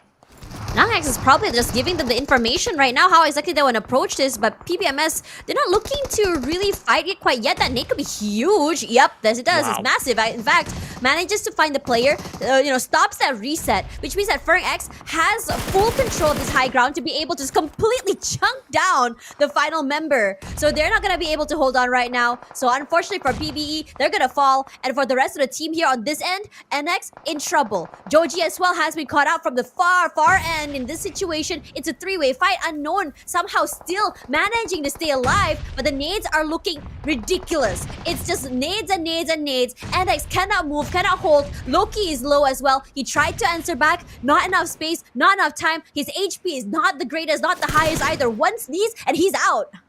Yeah, he's just hoping to at least catch a couple of players off guard while he's on his last end. Godspit will not be able to do so. And there goes BG, this time only level 1 point. And all the teams boxed in, like you said, all the teams that were coming from the eastern side got squeezed out of that position and were forced to run out in the open with not much cover, with not much vehicles left. You can see from this buggy itself, 3 tires pop, and the rest of Nexus Vanguards were happy to still be alive. But the rest of Sydney Esports is here. They're looking to also capitalize on a weakened side of Nexus Vanguards. One pump is all it takes onto Joji, and only one member left standing. But you, someone on the outskirts, dishing out the damage. Not quite enough to take out Deal as well as Rank Hit. They will survive, but this is going to be another wide toss. Almost flipping over onto Super Kit as we're looking at Dale and recuperate from here on. He's receiving a little pressure coming in from the back end as well.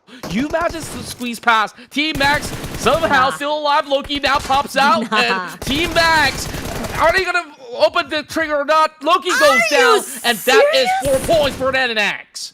There is no way Nexus was able to get away with that. That is ridiculous. Mans was just proning, has no space to work with, but still was able to eliminate the entirety of this team. Max left with only one member left as well. So it's really going to put a dampener onto them because this, to me personally, I think this is one of their best games so far with 5 eliminations. But the same could be said about, about Young Galacticos, who's now getting knocked down. Romeo knocked down as well. Well, Young Galacticos, the rest of the team wants to also fight back. Gets a knock onto Boyshawn. Turns their attention onto Davan as well. At the very least, he answers. But the layers of pressure coming in from Yango Galacticos, a nice pizza formation held as well, means that the rest of the team is not going to have the easiest way to cross into the circle. Hold on for a time being either. So Young Galacticos, fine. You knock us down, you're bringing down our HP, fine. Let's just move back here. We can do the same thing to you again as you try to, to keep us out of that circle. They do have a compound. They do have some space to play here. But at the very least for TTQ, they have to be careful because close by them, you have GG close by. You have, another team on the southern end like SG who are able to completely overcome as well if they want to. Yeah, TTQ, that is the prime spot that they're holding. So they will have to put up an immense defense up against the rest of the field. We have 2 lurkers coming from the side of Yangon Galacticos at the very same time. But it's going to be pressure on Suzuki already from another alternate direction. So TTQ now just swings all the way with a big wraparound to gather all that intelligence. So great work on the side of Liquid to be able to read the room right now to know what exactly to prepare for. So they will be expecting more of these visitors. So it's still kind of hard to actually flush out that position.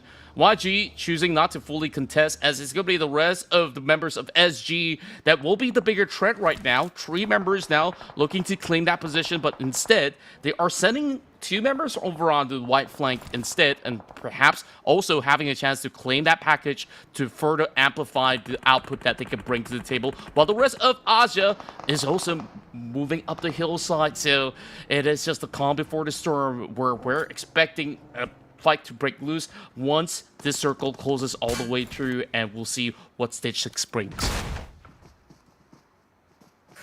Yeah, the Galacticos, they lose so many members, but they're still putting on quite a fight if you ask me here. With SG trying to keep them at bay, jumping around, trying to find a nice micro angle to work with. See, Cloud catches him. Wow. Surprise, I guess. You thought that you are the one to be able to have an advantage. Doesn't matter. Your timing is just off, and I will completely take away the disadvantage you had here. They slowly make their way up this terrain as well. The circle will chunk away from them. So now it's all about that 2 versus 4 against TTQ. And I don't think Austria wants to try and, be close into this fight either. They can move back there, put a bit of space, kind of force TTQ and Young Galacticos to go for a fight, and then just completely third party if they want to. True enough, and they've been doing so since they don't really have the amount of units that they would require to take on the full squad of 4. So whoever that they could catch off guard just like they did early on will be absolutely instrumental.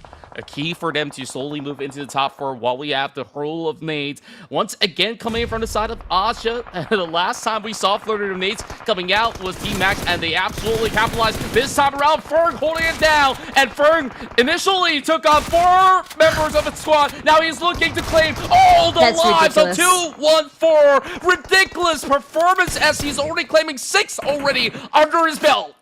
That is ridiculous. Those are all just blind shots through the smokes, just putting in the pressure, pre-aims and pre-fires, everything red to a T. Austria is just rallying back right now. They only have 2 members left. And you have Nang X and Furang X just, really tag teaming forward, being able to just play off one another when it comes to, equalizing the pressure when one is getting downed as well. And because of that, they're rewarded with a terrain to work with, but not really in terms of numbers. So RNG could change the trajectory if they want to, but the lack of information and the amount of sounds coming in from the northern side here will keep them at bay, because it's not going to be Astra shooting at them only. It's also going to be teams like TTG, like KHI, like SG, who are all, really just posted toward the side of this terrain, to the mid side of the circle. And from that position, they couldn't really trade back up against Astra. Like you said, there is definitely pressure coming from alternate angles as well. Now Fern, once again, going to be sending a little bit more backup in the form of firepower together alongside with NAX to deal with this situation up against RNG, while the rest of DQ just swings towards Seiko, and he still gets the exchange done, but not quite enough to actually get more done. A respectable 5-pointer from the side of Yangon Galacticos, while the rest of RNG plow through, getting the knock onto the members of Asia. Very low health onto Ferg, but is he going to clutch it again? Apparently not, but he's done just about enough damage in this match to score 12 elims for Asia Esports. This is massive coming from RNG here. This is a situation where they were able to capitalize early. They were in the circle early. They were just making sure to hold on. They weren't taking fights that were very, very unnecessary. If anything, a lot of the fights they had taken were mostly third parties, or even fights that they had to take because teams were crossing in front of them. And now they have the full control of the northern side. They have a terrain to work with as well. They could potentially keep TTQ out of the circle. TTQ is fairly healthy with 3, but getting out of that compound and going down the terrain is going to be a problem. And I'm surprised here. Looking at the map where SG has planted themselves, they're a 2-member team, but they are playing so separated. Gerald on the lower ground with Miner on the high ground. They could potentially play off another in terms of, putting in pressure toward the players of Goa into RNG, because they have a nice terrain as well as layers to work with. But I'm not too sure about how Miner will survive here alone on the top side of that hill, unless not a lot that Gerald can do to keep him alive. Yeah, they just really have to look for those chances and keep themselves pretty much elusive at the moment. To me, what's impressive about RNG is that when we were seeing them running out in the open field, they could easily be caught up by Asia, but they were having such a strong defensive hold to the point that none of these members have faltered throughout whatever those exchanges were, and right now having a poised chance into scoring a chicken dinner of their own. This is going to be a big recovery for either side of the party to be able to back these points out there. Even bigger for the side of TTQ for them to just close up the gap into the top standings. So right at this moment, SG, only with his team members, they got so much to work with. Wherever they swing, there's going to be a player that's going to be somewhere up the hillside. So they're keeping hopes that some of these guys will be locked in, engaged in a different scuffle, and that's where they will look for opportunities to third party. But no one's making those advancements just yet. I'm looking at a couple of nades still available for the side of TTQ if they really want to full send it up against RNG. Now that SG has understood, playing that 1-1 formation was just not great, SG has decided to rally back, rendezvous, play together at the bottom side of the terrain here. And because of the proximity between TTQ and RNG, SG could completely capitalize if, say, these two teams were to go into an all-out fight. And I wouldn't be surprised if RNG decides to do that. But you know what? Doesn't matter. Gerald says, you go a fight or not, you cross my peripheral, I will shoot at you. He's put in quite a considerable amount of damage into the players of TTQ there, as RNG, excuse me. So if anything, RNG could be crippled, which allows TTQ to go a bit more aggressive and active to go into that fight. So, if anything right now, this 3-way gridlock, anyone's game. Yeah, they're just waiting for the right opportunities. Stage 8 about to appear, and we'll see who exactly does it favor. Most likely it will still close towards the center, so it may not actually give too much benefits for those who are on the far outskirts, especially for who's currently pretty much stuck over onto the far eastern corner map. RNG could still work around this hillside. At least those terrains will give them just about enough cover, but TTQ, what are they going to do with this high ground? They're starting to put a little bit of pressure onto those members of RNG. It's going to be a tough overlook over onto their angles, and this is where Miner gets involved as they are now piling the pressure onto the teams up the hill. A lot of damage onto the members of our RNG here. Rangy is low, Jibna as well. Forced to play a bit more of a passive style play. You have to make sure that your vehicles remain intact. You have to make sure that you have a bit of smoke as well. These are wide open areas, and you have to climb up to the top side to be able to survive.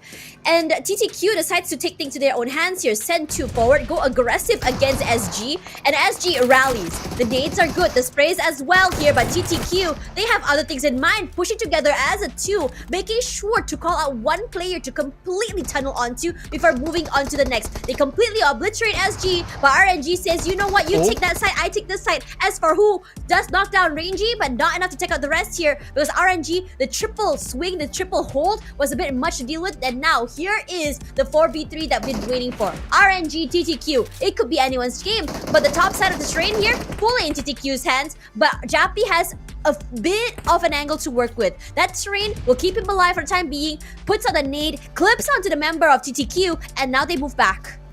Yeah, I was a little concerned for RG. They went in for that light push up against that one Lone Ranger, and now put themselves in such a tight position. But Jappy with a double cat! It's almost connecting, but he takes the L instead. 910 now trying to refract once again, covering the fire perfectly well, and this is going to be that prime grenade, looking for Liquid, who's barely left alive. 2 versus 1. He's got to recover the health, but there's just no angle for him to be saved from the wrath of RNG. The first win for the Philippines. RNG is looking great right now. I think the decision making position-wise has been a big key factor for this particular win. They were able to aggressively go around, get those kills, be able to overcome teams, but it hasn't really been a full commit in a 4v4 either. It's all about protecting their space. It's all about being able to take it one team at a time, and that's exactly how they landed this chicken dinner. Looking good for RNG here, and Philippines, they're gonna rally back. It's crazy how they've been able to really rally on and push up the hillside. And like you said, finding that flank, finding that off angle to really seal the deal was just perfectly executed by these members of RG, where I had that concern. I was actually looking at what they went through when they were looking for that one player over onto that course. One member get knocked, and you saw all 4 members were bunched up, and they were saying, it's okay, guys. We play defensively well enough all the way through, and we're not going to falter sure. They go in for that reset. They send one member up the hillside, and Jappy really did a number onto those members of TTQ. RNG, this is honestly so great when you see how they're playing in terms of their layering. I like seeing it. This team looks, I think, primed and poised right now. I am curious to know, though, how exactly where they are currently in this in the ladder. I mean, we have 3 days for them to be able to play catch up, to be able to really, you know, rally back and come up to the top. But let's talk a little bit more about RNG's performance after the highlights.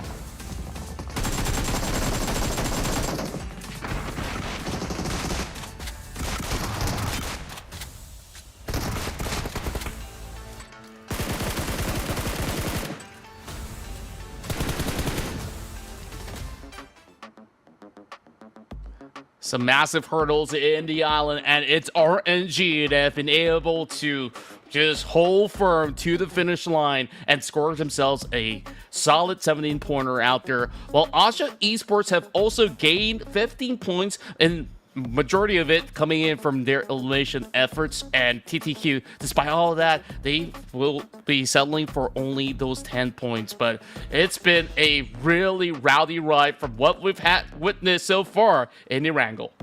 Yep, and I think what's really cool as well is the fact that for Young Galacticos, I was a bit concerned because it wasn't an explosive start that they had in the beginning of the day. They had one explosive start, and after that it was a quiet game map 2, and now map 3 is a nice, I would say, balance in between the two as well. In terms of rotations, not the fastest. In terms of aggression, not the highest either. It's still enough for them to bring points into the next map, and I think that is enough for them to keep themselves consistent because now, because NX wasn't able to achieve as high as a point as them, they have managed to bridge that gap a little bit more. Only a 1-point deficit is the difference between these two teams. And most importantly, I think as well, to talk about RNG here, this is huge coming for this team because just now in the previous map, they had 20 points. Now they've jumped all the way up to 37 here, which is huge. To be able to solidify their lead and just really play catch up here, it's still huge, yeah, in terms of the points. But if anything, this could be the start for them to really heat up, be able to come back, in terms of consistency. But my question is whether NX and Erangel Galacticos still maintain this style of play throughout the entirety of today to still hold on to the first and second spot. We'll have to see how consistent they could actually get, and I think the big numbers out there for RNG as well as Asia has really put them into a lot more comfortable spot. Asia can now contend within the top 8 regions as well as they're holding on to the number 9 with 20 over points, where it's so much better from where they started off. While TTQ, they managed to at least get into the upper portions of the field, getting themselves those massive placement points, but still more work to be done for the rest of TTQ, where Nathan was the stellar member out of RNG to be able to really seal the deal to score themselves the chicken dinner. But it was absolutely a full rounded display on the defenses as well as offense, because if Nathan was in trouble, you saw Jappy was also pushing them through. So it was just absolutely great on how they've been able to manage all these kind of pressure situations in order to secure this chicken dinner. RNG has a nice balance, I feel, in terms of aggression and also defensive style play. Positioning, I think for them, the only thing in mind was that positioning. That was a very, very rough terrain to work with. I think for them to be able to hold on northern side, be able to hold in between that high and low ground was key here for them to be able to make it to the top. And I think that's really what they really wanted to do here coming into that circle. But again, that was a very rough circle. 2 rounds in a row of SMB circles, similar circles as well. So for a lot of teams who did drop northern side, it's not going to be the easiest in terms of rotation, and teams that are already in SMB, well, this is your chance to be able to come up on top. Regardless, that will be the end of our second Erangel of the day. But before we go into the next one, guys, Techno, our sponsor for today, is the phone you want to look out for. This is the Camon 40 Premier 5G. One tap perfect snap is what you want to look out for. These are the phones that are going to be able to not only propel you forward in your pro play or ranked games, but rather into your daily life as well, with the great, I would say, hardware, software, and even cameras as well. So do check it out on the website.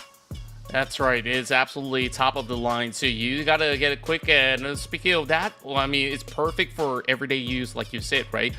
All these players are currently utilizing this to play throughout the entire circuit. And you know what? If you also are a lover of all these muscle cars as well as classic wheels, do look no further, as we do have the Shelby American collaboration with PUBG Mobile that's currently in stores, and you got pretty much less than a month to grab it before it runs out in the store, so make sure you check it out.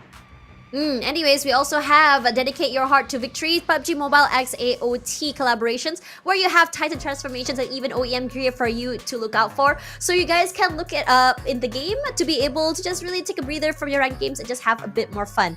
Now, before we go into the next match, let us know in the comments, guys, who you guys think will be able to get the next chicken dinner. And when we are back, we're gonna see who has the right answer.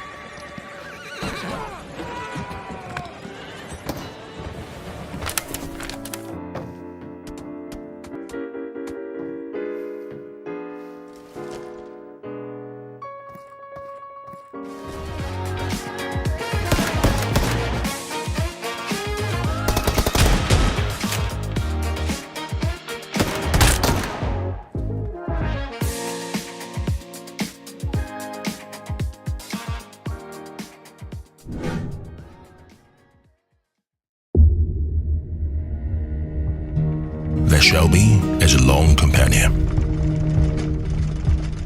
It will never betray, never turn back. It is unlike anything else in this world. Some people rely on their brothers, some rely on their luck. But relentless few only believe in the steel beast.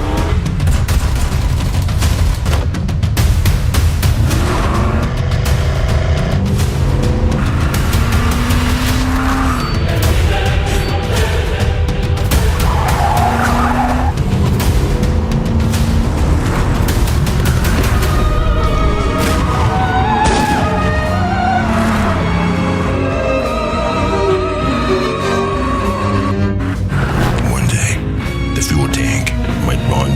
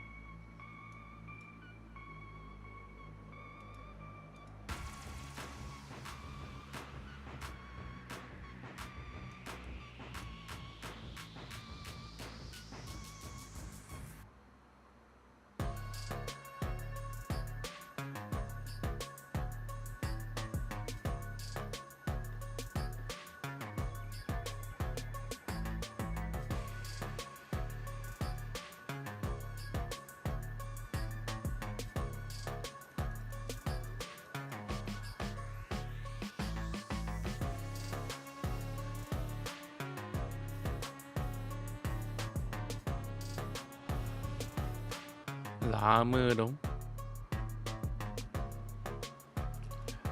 And once again, we're back for more action here in the PUBG Mobile Challengers League Southeast Asia. And we're already moving into the halfway mark of day one of action as the intensity continues. We've seen 2 endings in the island. Perhaps we're going to be looking at a different trajectory this time around to give way for even more interesting moments of the field. So far, things are looking super sharp for those over on the top. Nexus Vanguard's only 1 point above Yangon Galacticos as YG have been able to bridge the gap.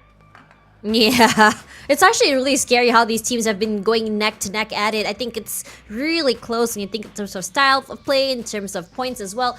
I'm just really hoping to see other teams really, shine as well. I think we saw moments of brilliance coming in from teams such as Goa, like BG, RNG as well is looking pretty well, if you ask me. But for the rest that we usually see at the very top, we're rarely seeing that. That's right, and that is what we absolutely love about all our challenges throughout the entire league, is they are really showing us their tenacity. Is it will be a fight till the finish line with this flight path. Starting off from shooting range into melt-up power, we're already getting a little bit of a decent form of flight for a majority of all these teams. Maybe still a little bit of access into Novo Nordisk, so that's good going for Nexus Vanguards. A lot of curiosity coming in from the teams here. I mean, teams such as 214, GG, NB, KHI, who barely even, I think, who are just so far behind in terms of points compared to the likes of NX and Young Galacticos. Like, what's their game plan here? Because I think GG and GX just now, I think they had a pretty decent showing in terms of position. They just weren't able to take this fight collectively. I mean, collectively. I'm just curious to know, like, okay, we had like that 15-minute break. What were you able to talk about in that time? And how are you going to rally your teammates play together as a team? Because GG, GX, I think they have a very similar problem right now, which is getting picked apart one by one. And I would love to see more layers when it comes to the style of play compared to a more, I would say, individual, aggression coming through from the team. I certainly agree with that. We definitely want to see a lot more cohesion coming in from some of all these players out there. Well, look at the circle. We're going into the opposite direction this time around. It covers Georgia Pole as well as Zarky, so good going for teams like Yangon Galacticos, who usually starts off around this area. That's very SMR. Love to hear it. Thank you very much for the horse hooves.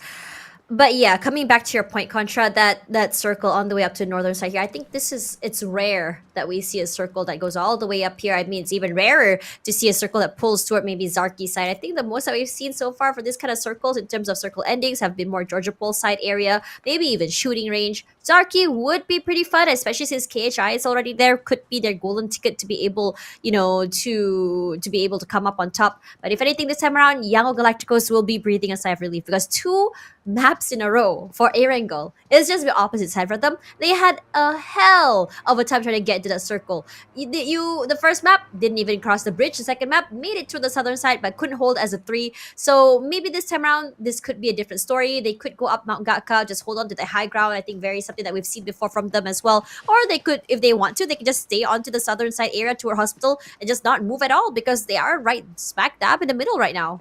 True enough, and I certainly agree with that. And if you judge from the last round of play, as much as it was difficult for Yangon Galacticos, they were creative enough to be able to look for those hovercrafts, or should I say glider actually, to be able to float right in. And from that point onwards, it was just holding for those positions because they were not left with much of these vehicle options other than, walking on foot. So they still managed to be able to pull such a round now that it keeps things super competitive. Now, looking at the rest of the field, we talked about GG already.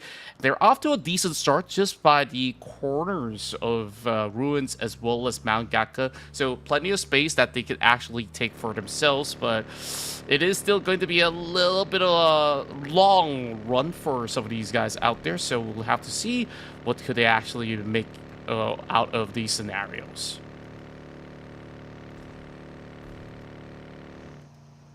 Now, when it comes to a lot of these teams, I expected a beeline. We saw that happen toward SMB earlier.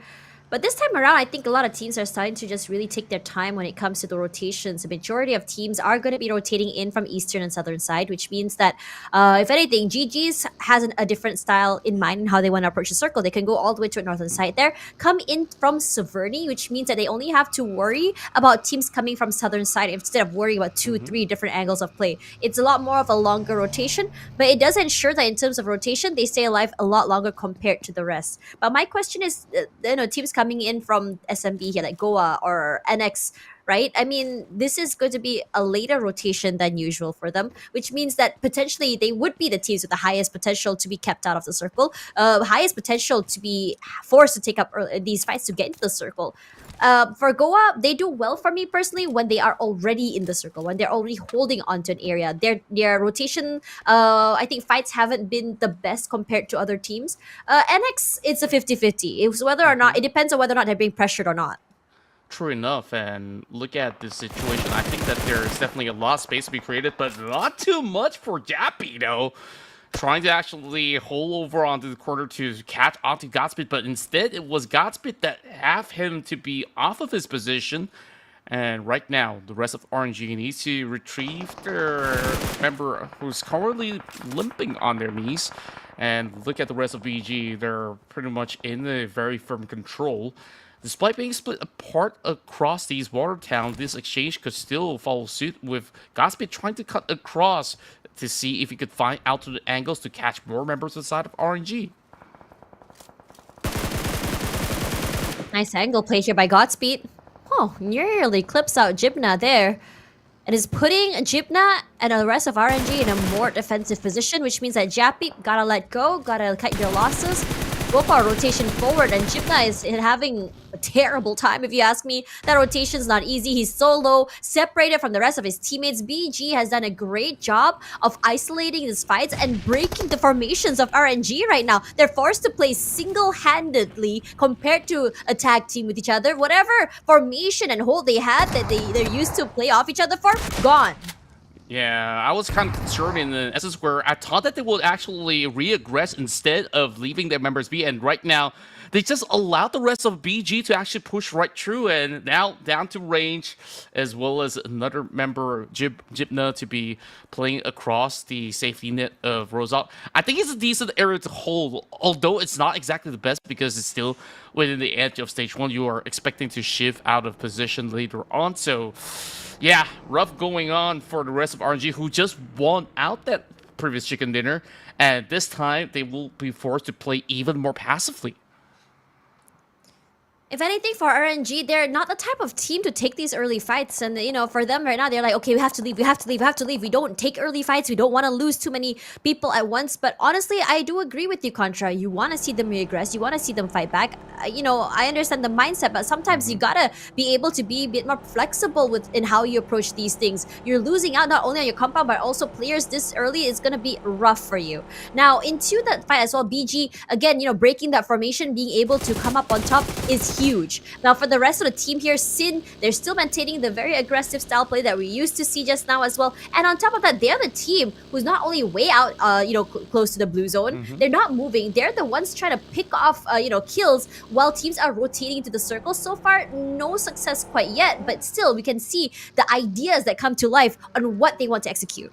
True enough, and overall, I think that at least in the grand scheme of things are still looking pretty decent for a majority of all these teams out there, while SG with that white wrap over on the north, it is definitely going to give them plenty of space to work with, and once it does actually move maybe deeper into the areas of North George or even South George, they could just slowly close in the distance. Now, we love to see teams to be occupying some of all these prime locations, such as Ozio right now on top of Mount Gatka having firm control, but maybe not for long. We'll have to see where the shift actually takes it through, and SG is the biggest benefactor of the shift.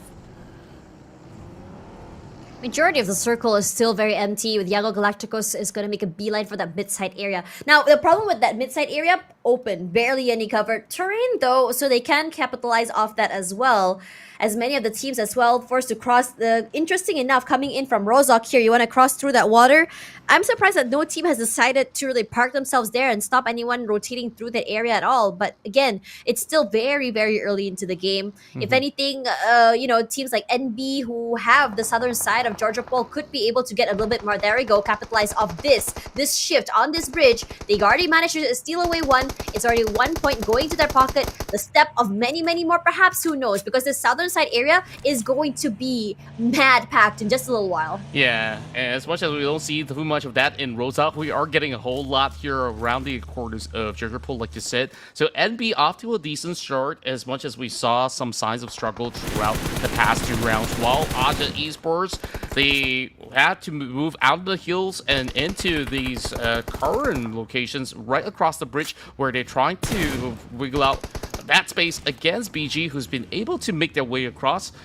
Playing into this cube location, I call it, it does give you a little bit of an edge in spotting some of the movements, but to actually fully capitalize on all these rotations is always going to be a little bit difficult. So Austria at least get themselves firmly planted into this position while look for more avenues of play.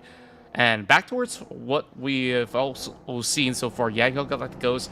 What I love about them is that they didn't really waste too much time haggling around that container area of South George, which they typically play. They just really look to rotate because they know they have the edge. And right now, they're sitting direct smack dab in the middle, while Team Max also making a little bit of that late rotation once again to be moving in from the eastern corner map.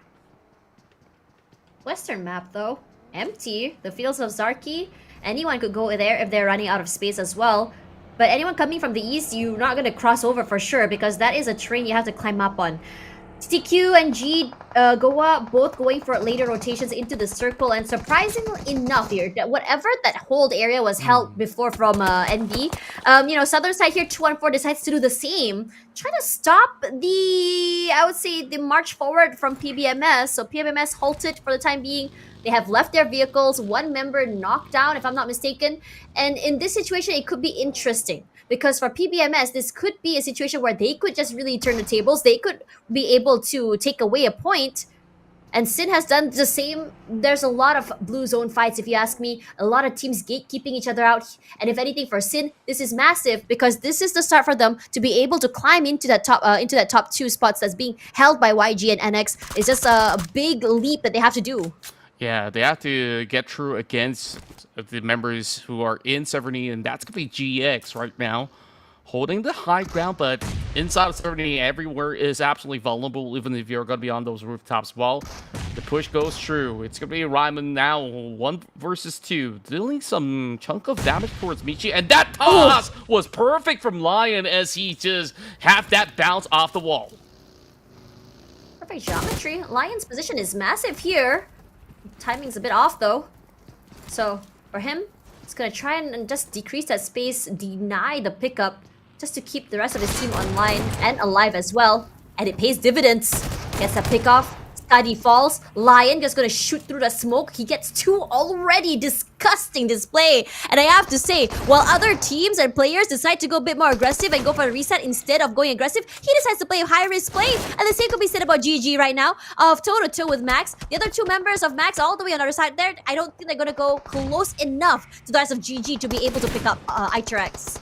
Yeah, that was a big moment from Lion, but we go into this deep altercation by the corners of shooting range. GG denying that space from being breached right across, and Luki doing a phenomenal work to keep the rest of them intact. But it does not fully deter Team Max as of yet. They want to recommit, and they're all pretty much bunched into the same corner. As much as they secure 1 member, it's not quite enough. But GX, they got themselves into that tough predicament inside 70 and got choked out of space. Sin Esports capitalized as they now trailblaze their way upon these players and have already secured themselves 2 points. Another 2 more to go. While they need to find themselves a little bit more of that space, are they going to challenge the rest of them in shooting range is going to be the big question right now, because they're not exactly too safe by the corner of the city, where the moment that they step out, they will be met with a couple of bullets sent their way. Now, going back to the side of GG as well, Trezzy as well as the rest of Team Max, they're just holding inside bunker, so there's not going to be much of a retaliation between them as well as Team Max. So GG's got a whole lot to play for, but they're also going to be visited by more teams coming around the corner. Now, on the mini-map itself, there is one over on the outskirts, which they really have to gather that intel upon them in order to make the cut out if this circle shifts away from that area. It's a rough circle. It's ping-ponging all the way to the eastern side as well, which means that however, just now we saw fights happening toward Judgepole. Gone. Not going to be the easiest rotations as well if you think about it, because NB, yep, they have a terrain to work with, and anyone crossing BG, it's going to be the hardest rotation ever here. But I think for BG, they're trying to turn it into their favor. XZ11 forced to move away because he was out there in the open, and this is what we talked about in terms of BG. When it comes to firepower, when it comes to that space, you have a disadvantage, fine. Anything can be solved by shooting heads, they say. So you shoot heads collectively as a team, you dwindle down the numbers of NB, and suddenly that space, gone. They have to give it away, and right, just like that, they have full control of this area circle as well. They have a terrain to work with. Great for them. Yeah, I hope they're ready, because there's definitely a whole lot of hits to shoot out over on these fields, and I believe that they only spotted another one. Yapikel's got not much of that space to actually make out of this position as 2-1-4, they bow out. They did walk away with a big chunk of points, all thanks to Lion with his immense performance by the corner of Judgepole. So credit was given to where credit is due, but Yapikel treading a fine line here, trying to stay elusive, and somehow Yatka has not let him off of that position. I thought that he's going to be just journeying his way across. Now a challenge into the shack. Barely any space for the side of Isaias as he was forced to step out into his own demise. This is rough. Jump shots abound here. KHI and NB both taking a lot of damage, but XZ11, this space gives him a lot of space to be able to play these long range pressure from a different angle. But KHI, you have players like Klur, who is adept and aware. There's layers upon layers. Both teams countering each other's holds and angles as well here. And NB, Yahiko, first one out.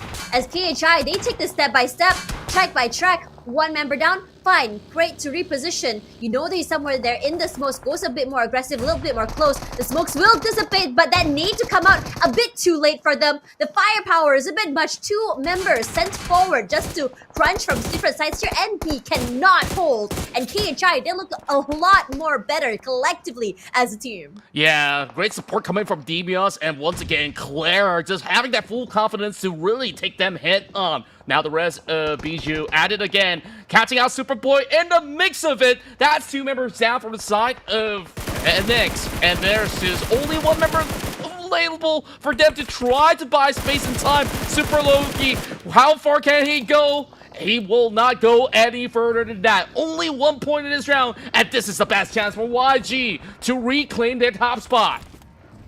NX and YG each was explosive, but also a very, very quiet match this time around for NX here. Both these teams are just really trading, I would say, bad games back and forth. But if anything, right now, Young Galacticos, they're looking great. They have a full big area in their control. The entirety of the terrain very much in their favor. I have a 2 or 1-1 formation as well. But my question is, how aggressively can they play when they're so separated from each other? Yeah, right now, it's just holding on to that position for them to have some safe space to play against the rest of Yangon Galacticos. The moment we speak about YG being a little bit more silent, that's because they're holding for that control over on the top end of the high ground, and they will be able to just keep that space away from the rest of the teams, forcing the rest to really take on fights after fights. City Esports already 5, looking for 6, immediately catching onto that member of Team Max. There's just no safe space around these bunkers with the arrival of Rankit and the rest of CD Esports. But there's still a few more members left inside the shooting range. A lot of all these desperate attempts for the teams to be able to get a little bit more of that safe space. There's no room for them with the blue zone closing right through. And in the shooting range, we're gonna hear a lot of big bangs and a whole lot of shots to be sent each respective way. And GG, they're just waiting for the right moment to strike. Trezzy, he has not left the trenches for a long time, being shoved right back into the bunker. This is one of the most brutal games we've seen entirely of today. The amount of eliminations most of these teams have are phenomenal. Yangon Galacticos with 0. It's contrast, right? Because it's usually them that's aggressively up there. Sin with 6, BG with 7, and KHI with 5. And these teams have been fighting tooth and nail to be getting into the circle, picking up kills one by one. And as I said that, Sin has gotten 1 here, and BG also 1 to their name. KHI and BG is set to just both eliminate each other and cancel out each other's aggression here. The question is who manages to come up on top, and I don't think it's going to be KHI at this point because BG just completely chunked them down. Yeah, he just lost any form of tempo of play as he's pretty much out over onto the course and only having the rock for him to hide out. So great catches overall by the rest of the members of BG. And right now sitting at 9 points, the most dominant roster right now in the field. And looking to be absolutely feisty. Well, speaking of feisty, we're still having this battle unsettled yet. Lots of tosses towards Dale as they're sending Shroud to really check over onto these corners. Now, there's plenty of coupes for Dale to actually pick if he really wants to get away from this angle, but they definitely want to secure that point up against Trezzy. And even if they don't settle the scores, the Blue Zone will do it. It's just about the same. But right now, the rest of GG, they try to pay for a little bit more of that space because they know that to leave shooting range, you got to really fight your way out against TTQ and those guys up over on the hillside. So, not an easy task, but they will need to find a way out nonetheless. Oh man, Trezzy, you thought that he's able to get out of that bunker? Nah, man, these long-range hits are definitely gonna come out as well. A lot of teams keeping an eye out for any point they can get here. It's starting to get dire as the games go by. You're hitting that halfway point throughout the day. You want to be able to manage expectations, put yourselves ahead of the pack, and it's not the easiest either. Now, with the majority of Yangon Galacticos in their side here, every single team is having a problem getting into that circle because Yangon Galacticos, they don't really have to worry too much about many angles. They don't have to really, fight their way into the area either. Austria here on the southern side, set to be, left alone. The northern side is going to be a 3-way fight. Yeah, it's pretty interesting when we take a look at how these teams actually make the decision to be playing so much upon that northern portion of the map that some of all these areas like the crash site usually are hot contests, but it's YG really claiming that spot, and it really feels like nobody really wants to go up to challenge up against YG, especially if you have a weakened squad in essence. And now that's going to be Jadril and the rest of SG really having a great foothold onto the fields, just trying to catch any moving targets, and that's going to be a great headshot, connecting. Not enough to actually take him out just yet. Aja also getting involved, knocking down Kaya. More GG members slowly falling like flies, while Jadril just full sending it up against the rest of these members of Sin, so they are forced to really turtle through. Shroud tries to maybe buy a little bit more of that time across these bunkers, but how much space can he actually get? And he's already being challenged by the rest of TTQ. So low right now as well. The nade will come out there. Shroud barely alive. Oh man, all these teams right now on the side of the blue zone is going to have a rough time trying to move out of that shooting range. You think you're out of that blue, it's going to be a terrain, it's going to be some cover fire as well. TTQ, their biggest problem, trying to stay alive as a 3 all the way till the end. They want to make sure that not a single member is being taken away by Shroud. Shroud, he's stuck in a corner as well. And there's a lot of caution set by TTQ here to be able to disallow a pickoff from Shroud, to be able to stay alive as well. And as soon as TTQ goes a bit more aggressive and take out space, Sin rushes forward and meets them toe-to-toe. And now for the rest of Sin. They're so low right now, but they're sandwiched because SG close by as well. Wow, that nade is just about good enough for them to settle the scores, and it's going to be Aja that does capitalize instead, while GG gets deterred. TTQ, that space they will reclaim for themselves as they take on these two squads and now have a little bit more of that wiggle room, but that circle is not anywhere close by. They will still have to push up against the rest of YG. Once again, the circle pulls all the way up towards the hillside, and TTQ has still got problems in hand with SG lying in wait for the entire time as it makes them pay for it, and it is now down to the top 4 with healthy members alive from all 4 teams. You know, interesting enough for SG, they finally cracked the code to surviving all the way till the end. They had like a lot of aggression earlier. I felt like they were just biting off more than they could chew in a lot of situations. And this time around, they made it. Coming in from northern side means they have all the space in the world. They don't have to fight if they want to. They can go for long range pickoffs. It's the southern side that you want to keep an eye out for. 3 teams all the way on bottom side just fighting for their lives. A full team, a full squad of 3. Sure enough, Burnout closes the distance up against the members of YG. They managed to get the knock onto Burnout, now looking for 2! He does manage to go in for the trade, and there's a quick pickup coming in from Romeo, trying to salvage whatever is left from the side of YG. The problem about this crash site is that, yes, you may have some terrains as cover, but those spaces are quite limited as well. You can see Master Smile also trying to cover his tracks with a couple of smokes, and the rest of PG emerging from that far corner of the map. So this is not going to be an easy tussle for both Asia as well as YG and YPG. They're just waiting for the right opportunities. When exactly will the rest of SG be involved? And like you said, they're playing over it far enough. They don't really have to do too much and just let these 3 teams duke it all out. And they've taken up so much space already. They have a 1-1-1 formation with Miner and MM playing a little bit more toward the middle side, and Gerald providing that long range, pick-off. And if anything, they just want to try and steal away kills here. Yangon Galacticos, the rest, actually, in fact, all of the 3 teams are not even in the circle as it pulled out to the middle side area here. So if anything, everyone has to force this fight. There's terrains to work with, there's covers as well. But Yangon Galacticos, they're stuck. They are sandwiched. But the first one to strike is still Yangon Galacticos. That first knock into Austria will mean that they have a lot more space and firepower to be able to go aggressive if they want to decide to collapse. And I don't think they're going to be able to do so, though, because Romeo has been knocked down as well. Nang X halved already, and the rest of the team just lying in wait as Master Smile. This is beautiful because he's all the way in the backside, providing that cover and disallowing them to collapse into the 2 members on the front lines. Yeah, he's trying to bail out his members as well. The rest of Asia, they say this is not going to be a case in point to prove if we further commit to Asia. The rest of these members of YG. Now they try to take on the fight up against SG, and Millie running towards the crosshairs of Gerald. It's already a solid 8, and they're definitely looking to bank it even more. Just by taking all that space, like you said, with that separate formation of theirs, they get to dominate and dictate which pressure point that they really want to push towards, and it is all up against Fern right now, the only member standing for the side of Asia, while somehow YG have been able to slip right past, and the rest of BG over on the back as well, once again challenging the likes of YG.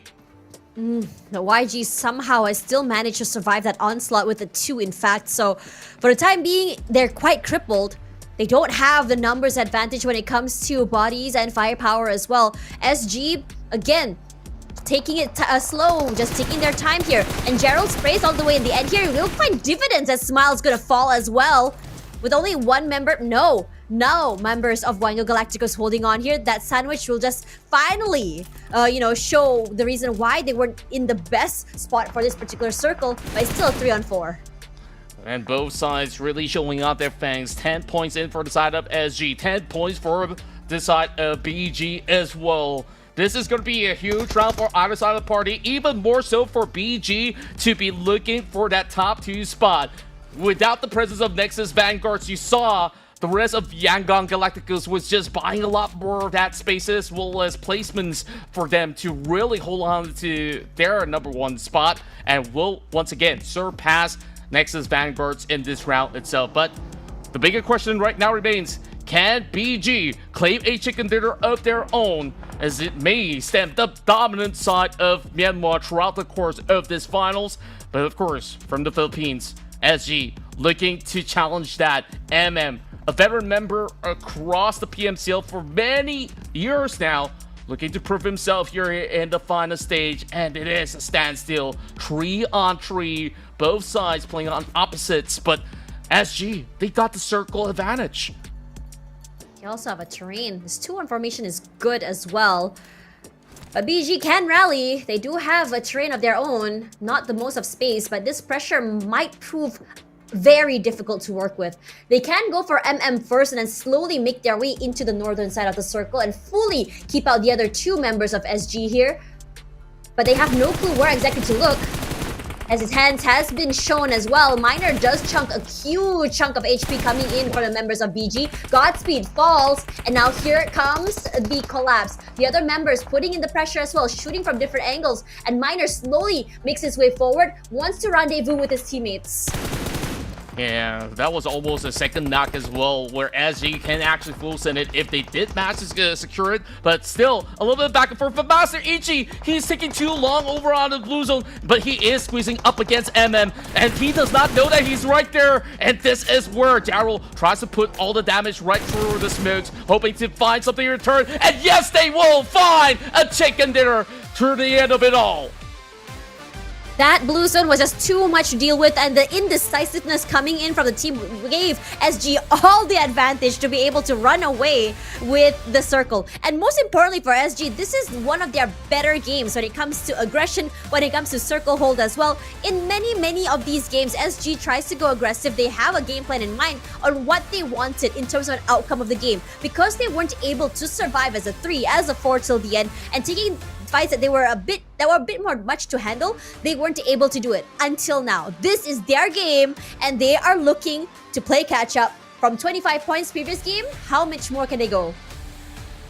Very far if they can continue on with this spree. We can see the tactics were phenomenal. They always put themselves into a position where they can actually find a funnel of players running towards their direction from that shooting range area, from those challenges around the outskirts of Severny, and towards the end of it all. They played around the map position so well, and it paid off tenfold.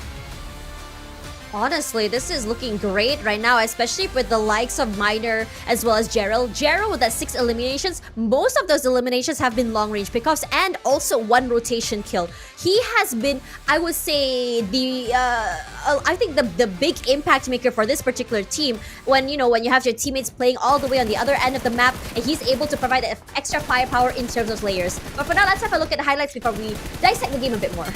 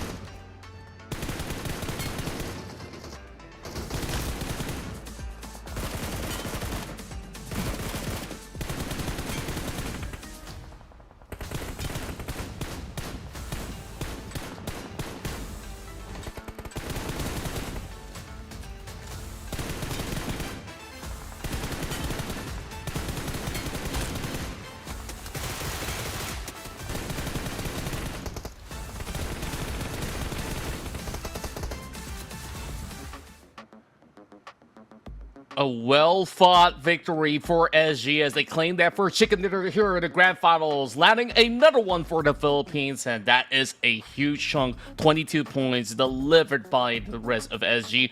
But they were pretty much evenly matched with the rest of BG, but BG was absolutely choked out of that position. They were too fixated on that fight between Aja as well as YG, and that has proven to be a little bit too costly, where he could not afford to even trade decently up against SG in the very final bout. But of course, respectable run so far. Another double digit for Aja Esports, and YG, they made full use of this round without the presence of Nexus Vanguards to add another 7 points to the table.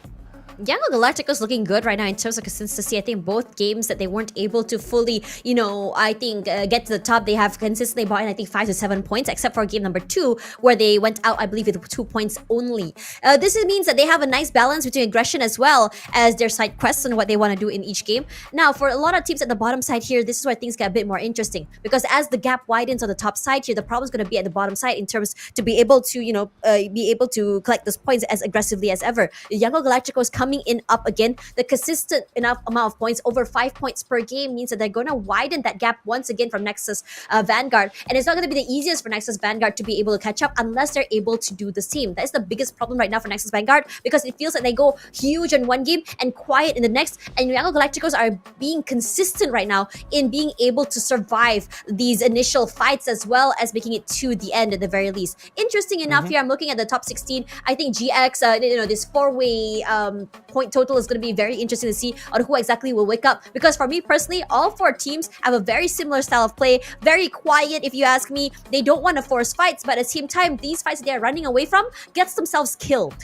Yeah, true enough. And look at the table itself. It tells so much of these stories. SG so far, the biggest benefactors as they surge their way into a top 4 position, further sending the members of Sin Esports at the very same time down a notch. So they just have to maintain this level of consistency. I mean, if so long as they could just add some of all these big numbers alongside with any top 4, that's just about good enough. Same could be said about Asia in this matchup as well, where they've been able to really cause a lot of damage from that early game onwards. And of course, when we talk about SG, Gerald was involved every step of the way, where those shots against those who were playing around the fields of shooting range was just absolutely on point.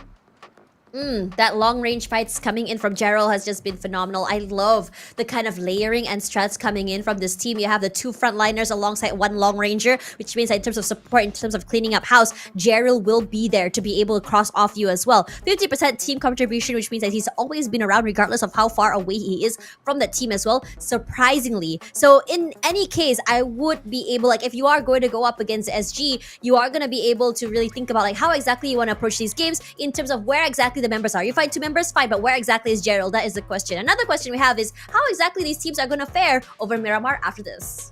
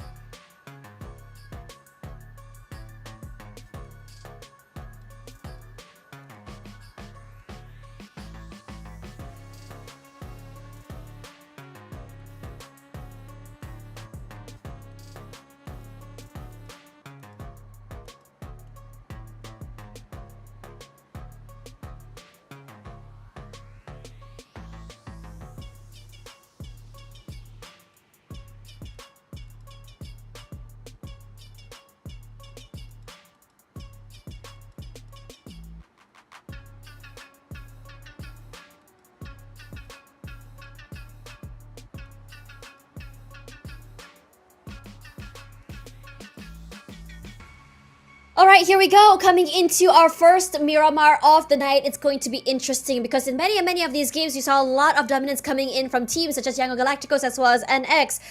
We're seeing rallies as well coming back from the Filipino team. So my question is whether or not the rallies are going to be heard here over on the bigger maps of Miramar, where the rotations are going to be a lot harder as well. With the departure of a few teams as well, could the trajectory of this game also be very different from the group stages?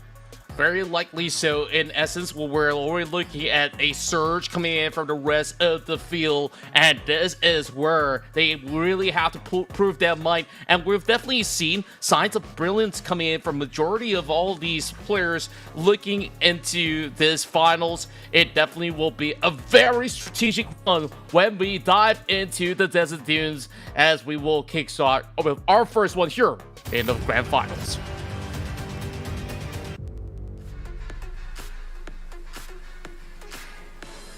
It's gonna be a very annoying flight path if you think about it, from the western side of La Drilera all the way to Puerto Paraiso here. So a lot of teams, our northern side here is gonna have a hell of a time, trying to make it over to the spots. So all drop spots are definitely gonna be expected. We've seen, I think, throughout the group stages, a lot of hot drops happening on this particular map, which honestly surprised me because both you and I, Contra, were expecting, a lot of teams to play it a little bit more passive in the early games. We didn't see that in the group stages, but my question is it gonna be the same here in the grand finals?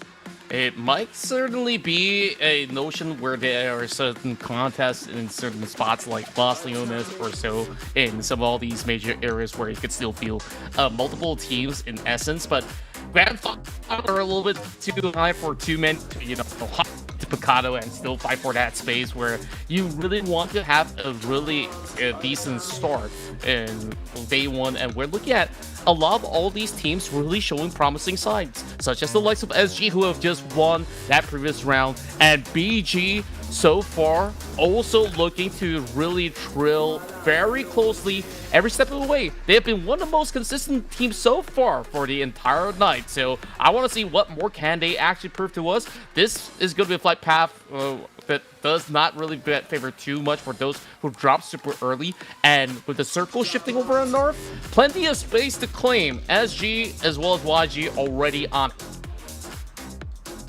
Erangel Galacticos is making their way into El Pozo. This means that this is huge. They could just fully take control of El Pozo, go for those early, I would say pickoffs and loot as well, and just really make their way toward Crater Fields, where there is a high ground that they can hold on to for the time being. Hope that the circle comes to them, and even if it doesn't, they could just slowly make their way toward water, where it's more duney as well. A lot of terrain to work with, and it gives them so much space away from the southern side, where a majority of teams will be rotating into that circle. Sure enough, I mean, right now it's a lot of free real estate to be claimed. They're just hoping not to lock horns into tough positions so early in the span of the match. Speaking of which, Austria members currently looking to have a little bit of struggle out in the open. I believe that there's still ample of all these rooms that they could still find cover from, and with that Winchester, man, so early in the match, if you do land that hit shot, it is absolutely potent. So Goa, they found themselves a vehicle for them to journey their way across, so it should be a smooth sail. A lot of space that can be claimed for over onto the eastern side if they want to take areas like Minas Generalis or even further up north into Cruz de Val. They could do exactly just that. In proportion that I think we're not surprised we broke that down during the break, but my eyes are on TTQ right now. TTQ is such an interesting team to me, Contra, because in terms of positioning, right? They have been a team to watch out for because they're always fast to a great area into that circle. They're quick to go for those rotations. In terms of fights as well, it feels like in terms of how they've been placing themselves in their layering has been really good.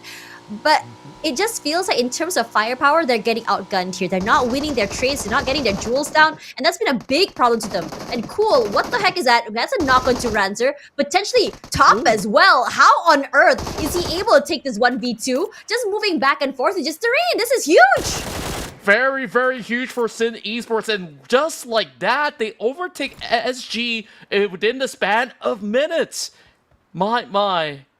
Asha, from the path to the fire, they were just running out in the open for a while now, and this time, moving into this crate, it really felt like that member of Sin Esports was thinking, nah, these guys, they had no threat at all, so they just absolutely shut them down. So, rough start. The rest of Austria, when you're playing in Miramar with only 2 members this early on, you better find that sweet spot to really burn at least 10 minutes of the game. That's heartbreaking for Austria as well. They were prepped and primed to be able to play that catch-up game, previously. And now suddenly everything that worked for, especially how stellar their performance was in that previous map, it just feels like they just, put in a position where they have to play a little bit more conservatively. I think right now they're on 7th place, 33 points, and they wanna see whether or not they can. I think for them, if they had a 4, they would try to see whether or not they can catch up with the likes of SG. Given the fact that they had like a huge leap coming in from, I believe, the middle rung of that ladder as well. So now they have to play not just conservatively, but also in a position where they have to be a lot more cautious because they don't have 2 more extra pair of eyes. Yeah, true enough. And that's it, though. You are still in the grand finals where you still have to squeeze in whatever points. So perhaps if they really want to go all out, then they will want to look for some of all these prime locations with teams loving to go for exchanges, and they could start third partying. That will definitely put them at risk. But rather than, waiting for some kind of gold mine to appear for crowd to spend a run, it's going to be a long ride for the rest of Asia Esports, while we take a look at the rest of Nexus Vanguards as well, where last game wasn't their best performance. They only walk away with that 1 point, so hoping to see even more involvement coming in from the rest of NX, where they're currently just about 5 points shy from taking the lead once again. So it shouldn't be too difficult in order to find 5 points, so long as you execute it to a decent kind of ordeal. Now, speaking of execution, Claire as well as the rest of PBMS almost butting heads right there. So Claire will try to see at least some of these members out, and that's going to be a great crosshair with the AE, QBZ pretty much lined up, but not quite enough to take them out just yet. PBMS, the entirety of today has been such a problem for them when it comes to those rotations. They're getting clipped every time they move across the map, and it always feels like it always seems to be a recurring theme because they're a little bit later to that circle, and a lot of teams are starting to play those gatekeepers. They're starting to say, hey, we are running out of maps today. As day number 1 already, we have 2 more maps. Let's just camp ourselves either close to the circle on the outside, catch people as they're rotating in, get those extra points into the pockets as the other two, as we cripple other teams as well. We don't have to commit to these fights. These are these non-committal fights are great because it keeps your team safe, far away from the other teams. You don't really have to fully commit and lose resources either. These pickups, 1-2 points, is enough to really make sure that you stay, very fairly healthy and competitive into the next maps. Yeah, I definitely second that as well, where when you take a look at all these early involvements in scuffles, whether if you take out their helmets, wear and tear glasses, and maybe pop a couple of tires, it will cause so much problems for the receiving end of the team. In essence, that you hold a rotation, you kind of box them into a spot where they can't really move off far too deep into the circle, then it does give your team a little bit more of that benefit. So look at this situation, at least for the rest of GOA.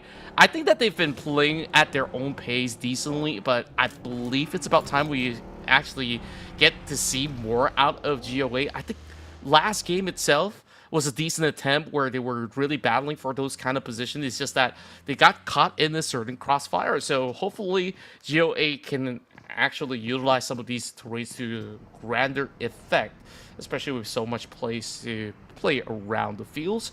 So all in all, stage 1, as we expected, not much casualties other than a couple of run-ins and that incredible performance out of Cool of Sin Esports.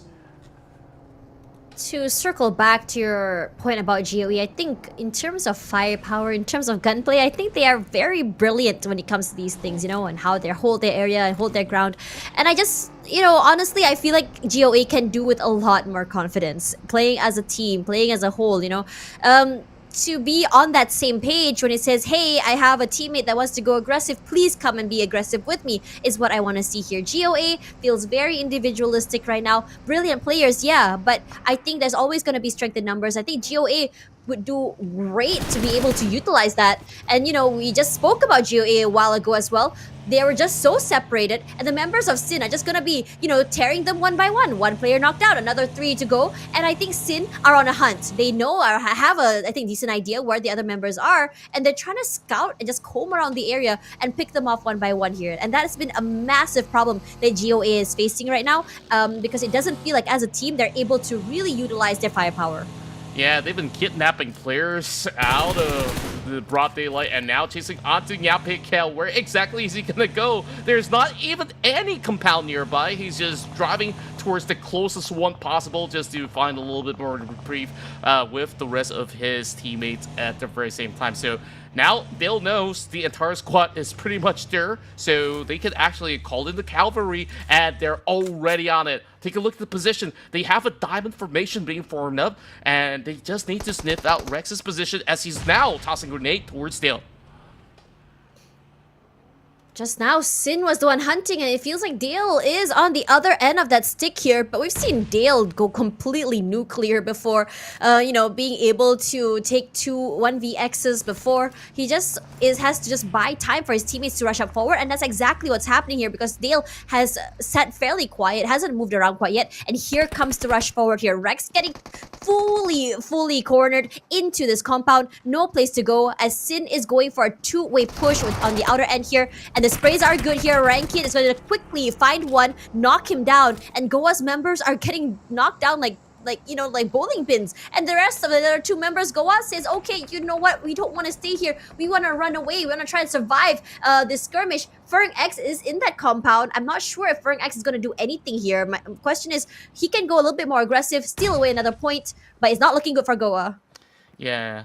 And Furring is the only member left alive for Aja, so probably he'll just be as silent and still as possible while the nades are falling right through. Trezzy actually loses the duel from the low ground. Shroud pushes through, and same goes the rest of GG. They're hunting him out. It's going to be all the 2 members go corral all together, finding more without Team Max, while Asha gets depleted out of this matchup. GG now trailblazing their way over onto the course of the high ground, and now Kaya looking for a way out as well. Kronai, the only member standing in the way, now has to go for a 1v2 duel. He's gonna run all the way down once again, trying to create that space. Now shoots over onto the top, but there's too much overwhelming forces from GG.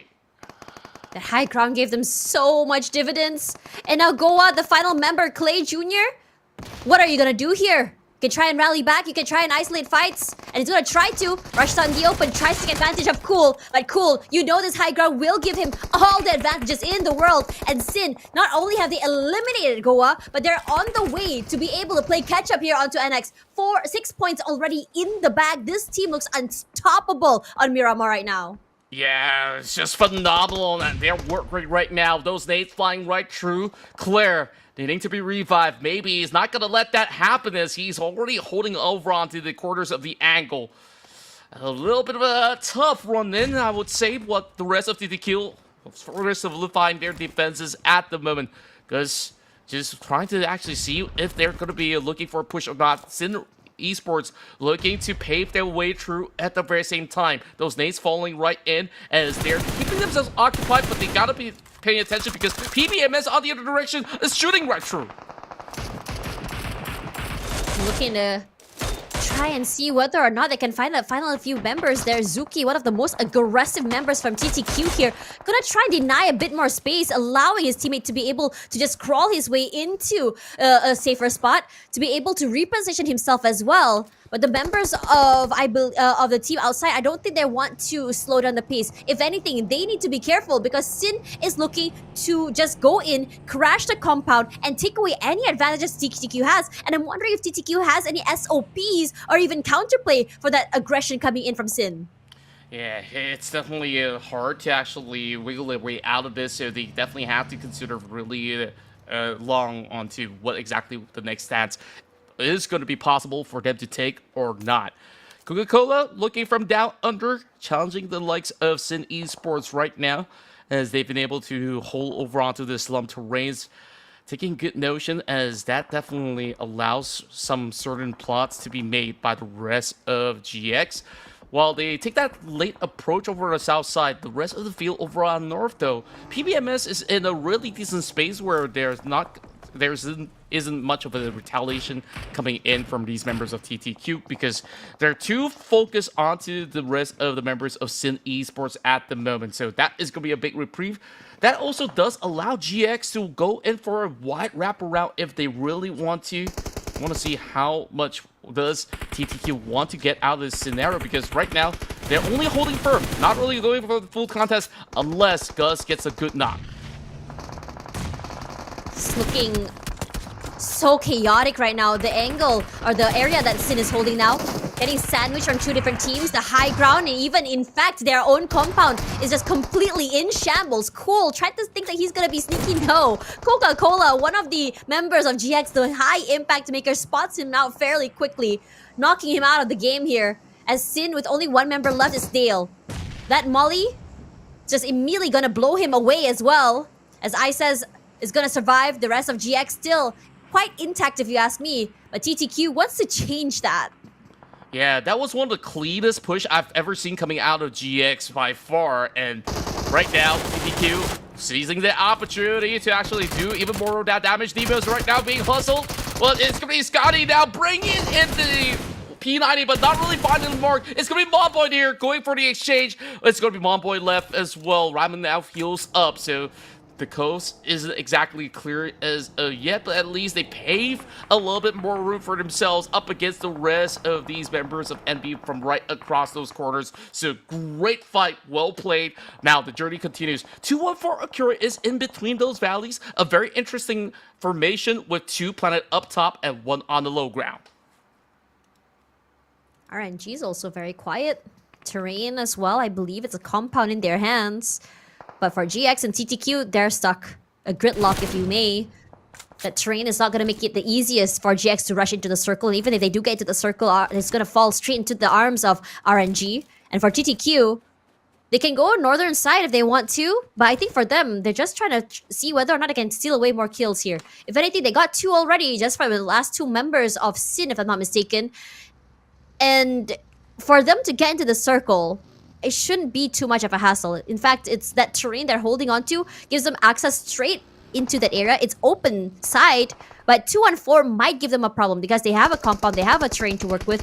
Their hits might be popped in this situation as well. So that's why TTQ is putting a lot more caution, trying to take this fight first against GX before going there as well.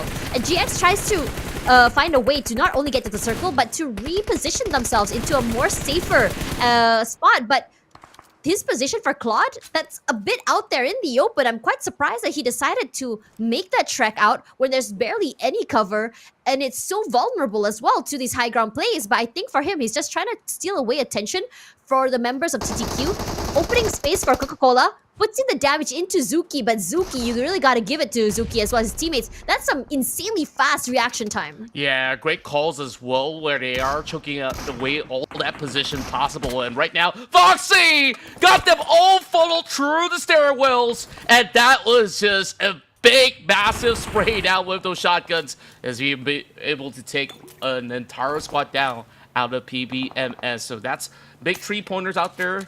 Still a lot of work to be done by the rest of NB. At least this is off to a decent start over onto the course of Miramar to see what more can they actually get out of today's run. So look at the rest of the field. KHI still having mix by that very corner, all alone now, as they will try to actually push their way through. XZ11 will now have Yahiko backing him up. So if anything at all, this is just going to be an easy 2 versus 1 that they will secure. Great showing for NB here, taking it bit by bit. They've been, I think this is one of their best maps so far, best runs even. They have 4 eliminations already coming for a team like them. I mean, NB has been fairly quiet throughout the entirety of today. They're not the kind of team that wants to go chasing, wants to go hunting either. But this time around, they've changed it up a bit more, seeing a lot more confidence in how they approach these fights as well. Moving in together as a team with that double swing is massive. So they're putting a lot more caution and a lot more firepower as well in terms of their movement. Now, coming into this particular circle as well, Yango Galacticos, they don't have advantage in terms of high ground, but for them to even challenge the teams up there, which is NX, this is still something I would say a lot of confidence come through as well. And this is massive because if they do get that low ground into control and that circle pulls away from NX, they could potentially keep NX away because moving out of that high ground is going to be a pain in the butt because it's so out there in the open. It's so it puts them in such a vulnerable situation as well. And somehow Smile has managed to make his way up this terrain, and now suddenly NX is being chunked and just smashed from different angles. This will be one of the most important fights out of the many between the top two right now on the leaderboards. And like you said, that push, as well as the angles being held by Yangon Galacticos, really have taken away so much of all that high ground advantage out of the rest of Nexus Vanguards. A little bit of trade of nades right now. WTZ hoping to bounce it perfectly. Oh, that's one connecting onto Master Smile, but not enough to take him out. For a moment, I really did thought that was a full connection, and thank goodness it was not the case. Now they will be able to go in for a grand reset. Cloud still, once again, peppering them through from that off angle, which is very difficult to catch if you're going to be looking even from that high ground terrain. While that long tussle continues on, we do have TTQ as well as 214, who's just holding firm onto this north point. And by the time Stage 5 ends, we will expect these two teams to battle it out, and I believe there's also a third team involved, and that is NB on that lower ground. Michi right now inside of the shack, and those nades are being sent right in from Foxy. NB wants in. This has been the most aggressive we've seen so far out of the members of NB. 2-2 is interesting. A bit concerning that they're trying to try and challenge 2-4 for this compound as well, but they're rallying their teammates over. XZXY eats that nade, and the other two members rushes up forward. I'm not sure if XZXY is in a position to be picked up in this, if anything. So they send Foxy out forward to take a bit more space and deny them that spot. Michi cooks that nade, trying to throw it out as well, but they have no clue that Foxy and his teammate had already rotated forward. No, he knew, and Michi, he read that perfectly here. Gets an elimination as well, denies the pickup. And Yango Galacticos from a lower ground, they somehow are the ones on the top side here, pushed away NX from the high grounds as well, which means that Superboy will fall Loki in a very terrible position to go for this holes, and Superboy will be completely barbecued. Yeah, perfect utilization of all these throw balls, really not allowing any form of chances for the side of Superboy to even get out of that position. Right now, Bernat having the angles up against WTZ. If they win out this duel, they will confidently holding on to their #1 position for another game. And that is going to be absolutely huge while Super Loki tries to lease from an exchange, but he gets knocked down. And once again, those connection of grenades was immaculate. And YG, they triumph in this battle already. Yango Galacticos, what the heck? If I'm being real right now, they were not supposed to be in the upper hand in this fight. They were from the lower ground. They were going for a 2-2 formation. Somehow, Smile has managed to go up to the top side, caught two members of NX, and suddenly they lost every single advantage they had. The circle advantage, the height advantage, gone. NX now in a terrible predicament. The blue zone's pushing at them. At the very least, they do have a vehicle, so they can rush into that circle, but now they're passing by GG. And it's going to be a quick push coming right through. Luki only dishing a little damage towards WTZ. And that does not really matter all too much, as at least for the moment, NX will be able to survive that kind of ordeal, while YG got themselves up against the rest of 214, and they're being brought down to only 2 members. So perhaps NX might still have the last lap right now. Romeo tries to wiggle a little bit more of that space on his S12K, and this is going to be a close call. He barely has enough time to heal up. Great cover fire coming from Cloud once more in order to see this as a 2 versus 2. 214 Kira not willing to go for the full push just in. The flank also sniffed out, and this is where YG holds it down. Somehow the crossfire from Romeo is doing so good. He's the first contact play, leaving Seika to do what he does best, shoot people in the face here. And now here comes the 1v1s. Romeo already lobbied as well, and Seika quick to reposition. He has to win this fight. If he wants that extra 2 points here, he's trying to try and deny the pickup here. But the sprays from Michi is just a bit too much to deal with, and Michi runs away with murder. 2-1-4, surviving as a 3 for a long time to come. Wow, they turned the tides around, and for a moment I thought that YG was in the upper hand, down to that 1 versus 1, and that one member was allowed to heal up. And that was just so tough to swallow for YG, because we saw them triumph within that battle against NX, but NX right now still having one member surviving. Now they can play for the position points as well. TTQ so far being so dominant, they were holding on to this high ground mansions, and right now having 3 members to still work with, they can still form up against the rest of BG, who's got all the members still intact. So not gonna be all too easy though. I believe that some of the resources have been depleted previously, but they did manage to stock up quite a tad bit. Now Master Ichi on the push. BG, they're not gonna allow them any room to play out this one. The amount of teams on this northern side here is just insane. BG this time around set to try and play, to overtake the likes of NX and BG as well. But Master Ichi falls. He's still in the smoke, so he can try and, deny the pickup here, as Lilietka completely overcomes Liquid. A little bit too aggressive, a little bit too greedy there, trying to secure that 1 point, and BG completely overcomes them as well. But the fight's not done, because RNG decides, hey, we want to be part of this party too. Aggressive as ever, running up forward here, and 2-1-4 on the side wings just watching. But Unknown from the northern side here kept a close eye on the members of RNG, and suddenly the third partiers, they're being the ones hunted. Yeah, that was not the time they push it. BG somehow holds down 2 of these teams at the very same time, crushing out TTQ, crushing out RNG at the very same time. Phenomenal! Absolutely out of this world. Now we're down to our top 4. SG, consistent as ever. They were fresh from the last game, getting the chicken dinner, and now they're set to do it again. BG their teammates barely alive right now, but they're still set to try and see whether or not they can reset themselves, bring themselves back into this game. Only a slight hope for NX, but he's pretty much gone undetected. A chance up against Gerald. He's not going to be allowing it just yet. And right now, top 3 is the goal for Nexus Vanguards in order to still find a chance to overtake the rest of YG. Nate's now being sent right in. The rest of SG wants to push up the hillside to choke out whatever space that's left inside of BG, because they know there's only going to be one direction that they're going to be coming in from, and Emmon's got those angles as well to hunt them out from a very cheeky display from the warehouses. So SG, they're being very proactive despite only having that space over warehouse, so at the very least they know exactly what to do if they want to strike down BG. BG is running out of space. That zone is gonna run out. That terrain is gonna run out of space as well. They need to rally, move away from the area. They have to take this fight clean on. And even then, they're in a terrible position. You take a fight against the SG, 2-1-4 will completely chunk them down from the other end of that circle. But they're still gonna try. Gerald this time around playing the close contact. I'm surprised, because usually he's all the way in the back line. And BG, because of that initial, nade, initial molly, manages to bring down Unknown to very, very low.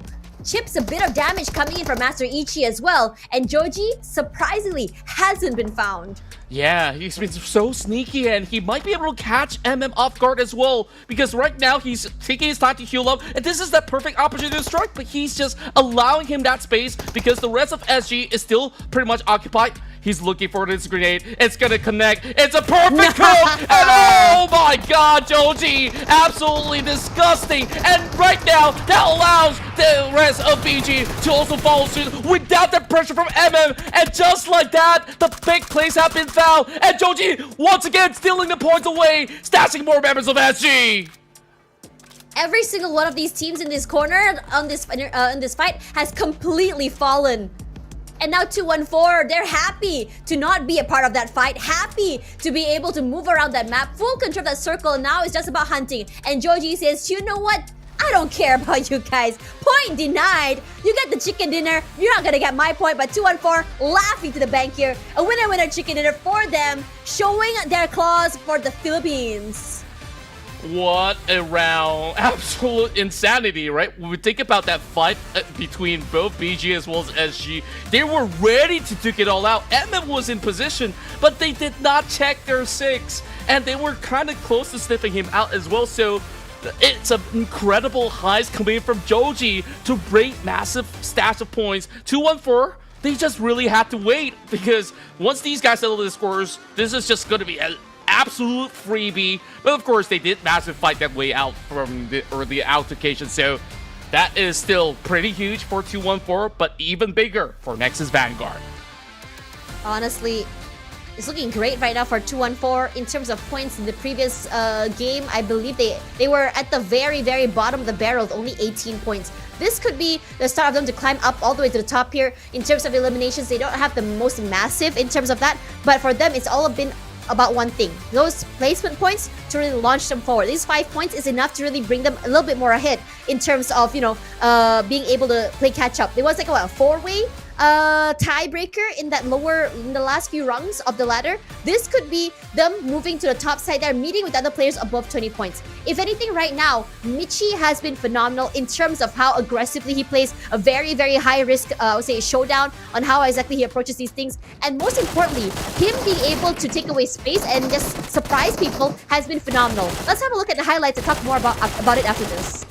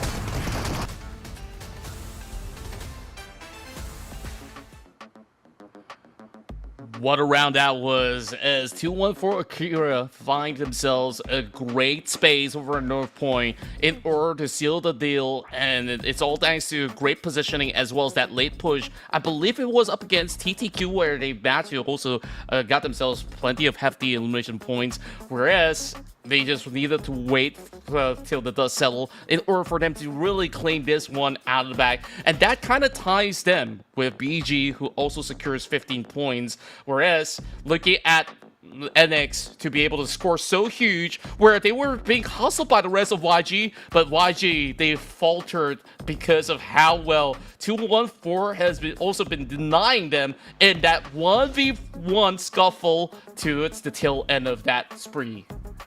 Not the easiest, I would say, in terms of rotations as well as play. That those terrains were honestly brutal, if you ask me. NX and BG this time around tied, with Young Galacticos pushed to third. Only a 2-point deficit here between the third place and the second place. I have to say, I'm quite surprised at how, you know, competitive it is here from the Myanmar teams. It's just really been, you know, shocking me. If anything, I was expecting it maybe to be Austria up there with the likes of Sin and SG, but no, Young Galacticos, BG, and X, you know, they hit the ground running today. A bit more later for BG, but if anything, these three teams are a force to be reckoned. If anything as well, in terms of positioning and style of play, all these three teams are very similar, with each team just really honestly counterplaying with each other. And I'm not surprised at this point. You've played together with your countrymen for quite some time, you know, scrims and rotations as well. At one point, you are going to be adapting to how they're playing. These are the overall rankings right now, with KHI at the very bottom, if you ask me. And this is a great change of pace as well, because 2 and 4, they've been stuck at 16th place for almost the whole day, and now they're changing the story to bring them a bit more further ahead. True enough, any chicken dinner that you can find really pushes a whole lot of difference when it comes down to the positioning in the overall standings. And that being said, though, BG right now are also locked in for that #1 spot. So it is a very close call between the current 3 top Myanmar teams, while SG so far still remaining very, very consistent. Now, the race is on. Michi definitely was the clutch factor where we've seen him absolutely thrive in that duke out up against those members coming in from the hillside where they challenged Yangon Galacticos, and it came down to that 1v1 duel. He managed to save the day and also deal so much damage in return. So that being said, fully recovered, they definitely have gotten themselves that prime area to play out to win out this chicken dinner. And what's also insane is that 19% headshot rate, which is kind of rare in most occasions. So he's absolutely sharp, and we want to see more out of Michi. Upcoming match after this, we have one more Miramar to go, so do not go anywhere. We'll be right back, guys.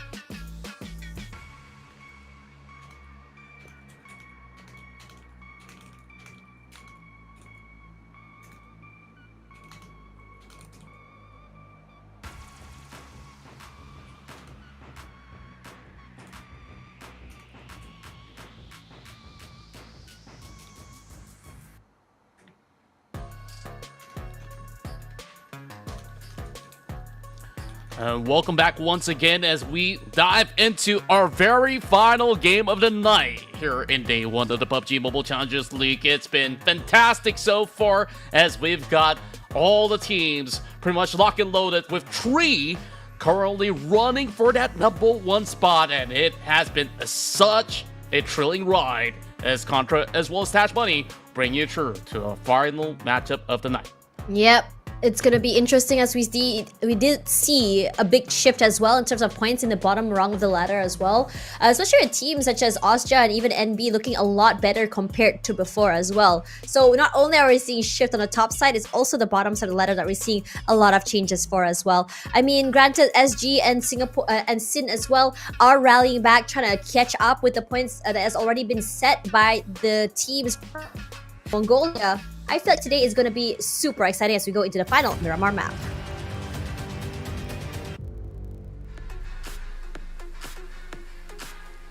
Here we go, late into the wee hours of the night, but the battle continues as it starts off from the tiny little islands right across the Impala, and we're going to be seeing whether or not can they actually handle the heat of the battle. So that being said though, this is going to be a flight path starting in from the corners of Impala, headed into La Corberia, as we'll have to see how these teams will be able to battle their way through. And right now, as a starting point, I guess this is a good notion for all the teams out there. And that being said though, this is where we're going to be seeing a very early drop for the side of KHI, GG, as well as PBMS. All these teams involved were very cohesive on how they've been able to actually traverse across the past matchup, so we'll have to see how well will they be able to traverse through. Well, at the moment, we're also seeing a couple of all these teams be moving over onto the northeastern corner. Battle for control around El Hazahar is going to be interesting because we're looking at Asia versus NB around those corner fields and not too far off. It's going to be truck stop for the rest of GOA.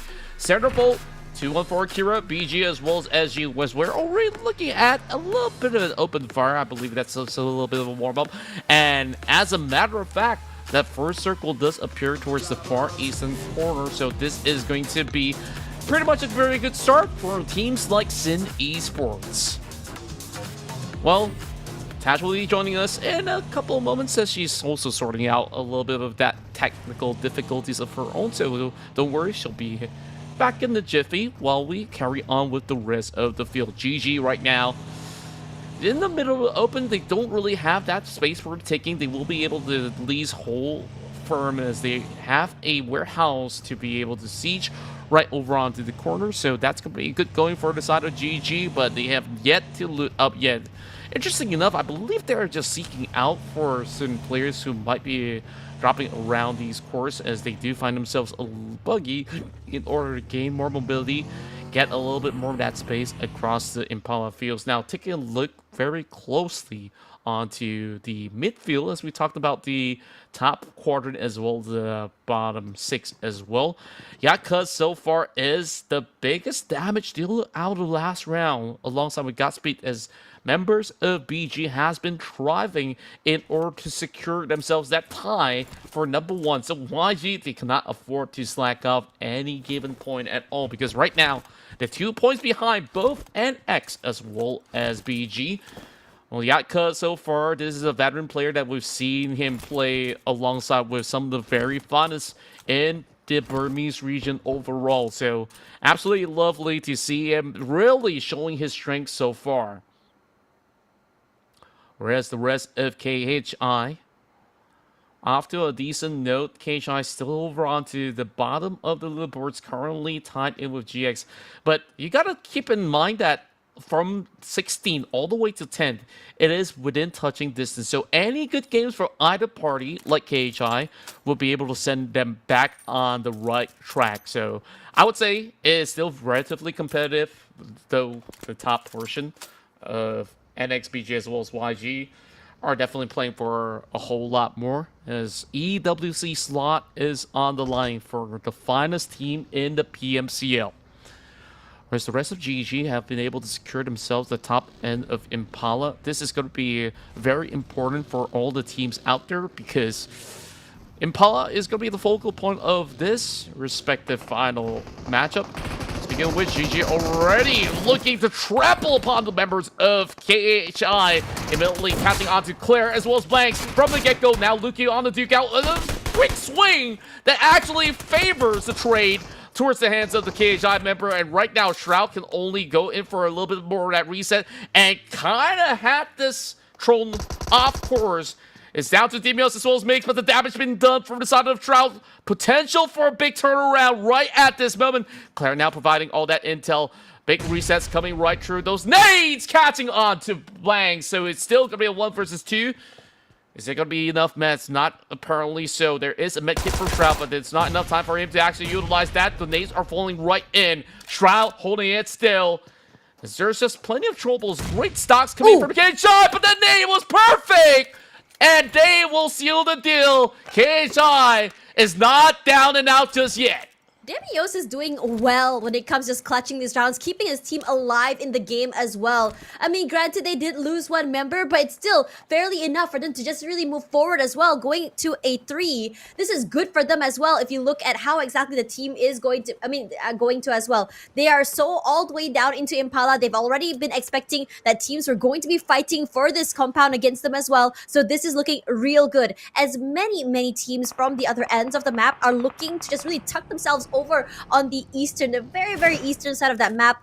I expect more fights to come through as well as we go into the next few phases, because everyone's just trying to avoid that western side where many teams are going to be potentially gatekeeping each other out. And this high ground from PBMS is looking good. They're keeping a whole eye out for any of the members all the way on the southern on the lower side of the terrain, keeping not only out of the area but potentially being able to thin down the crowd and also pick up 4 points for themselves.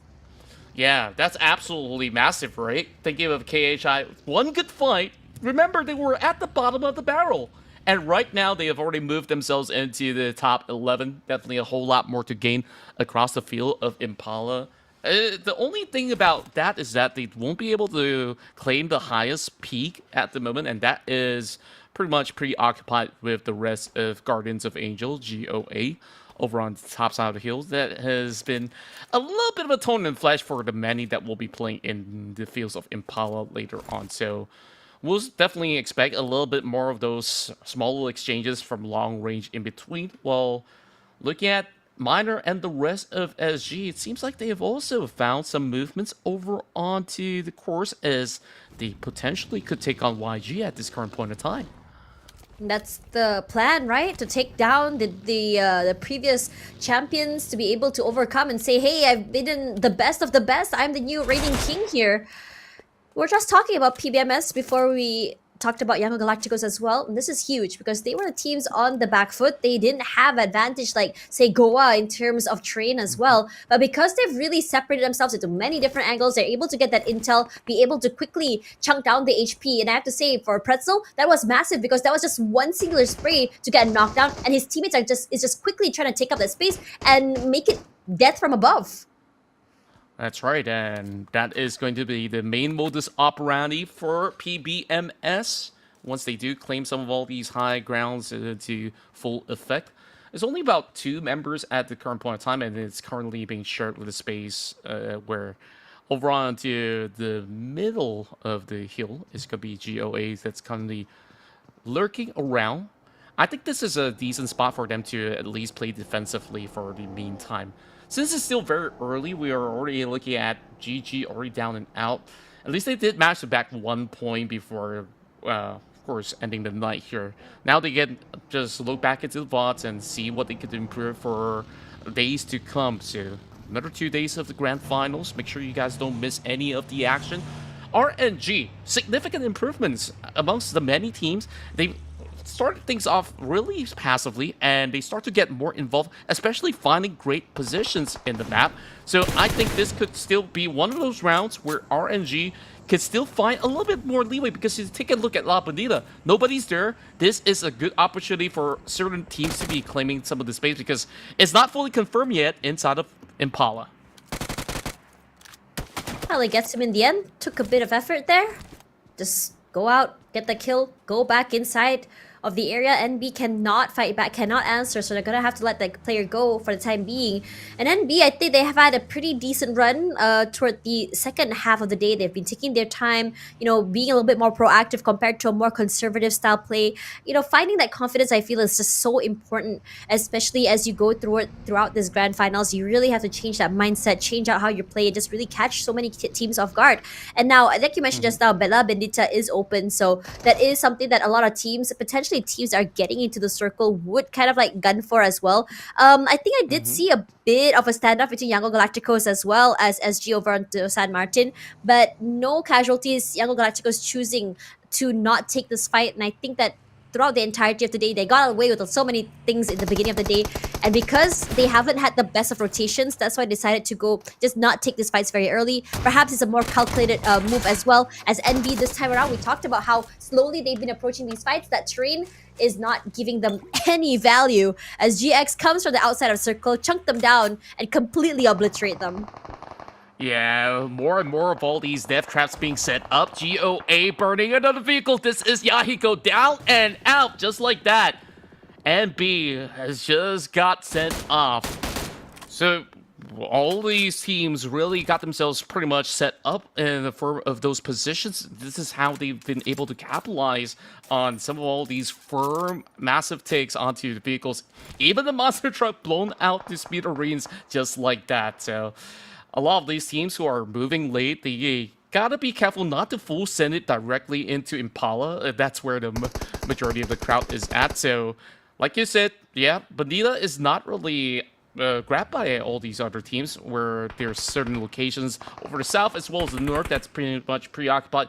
Just a little bit of run in once again. YG, like you said, those rotations have been pretty rough.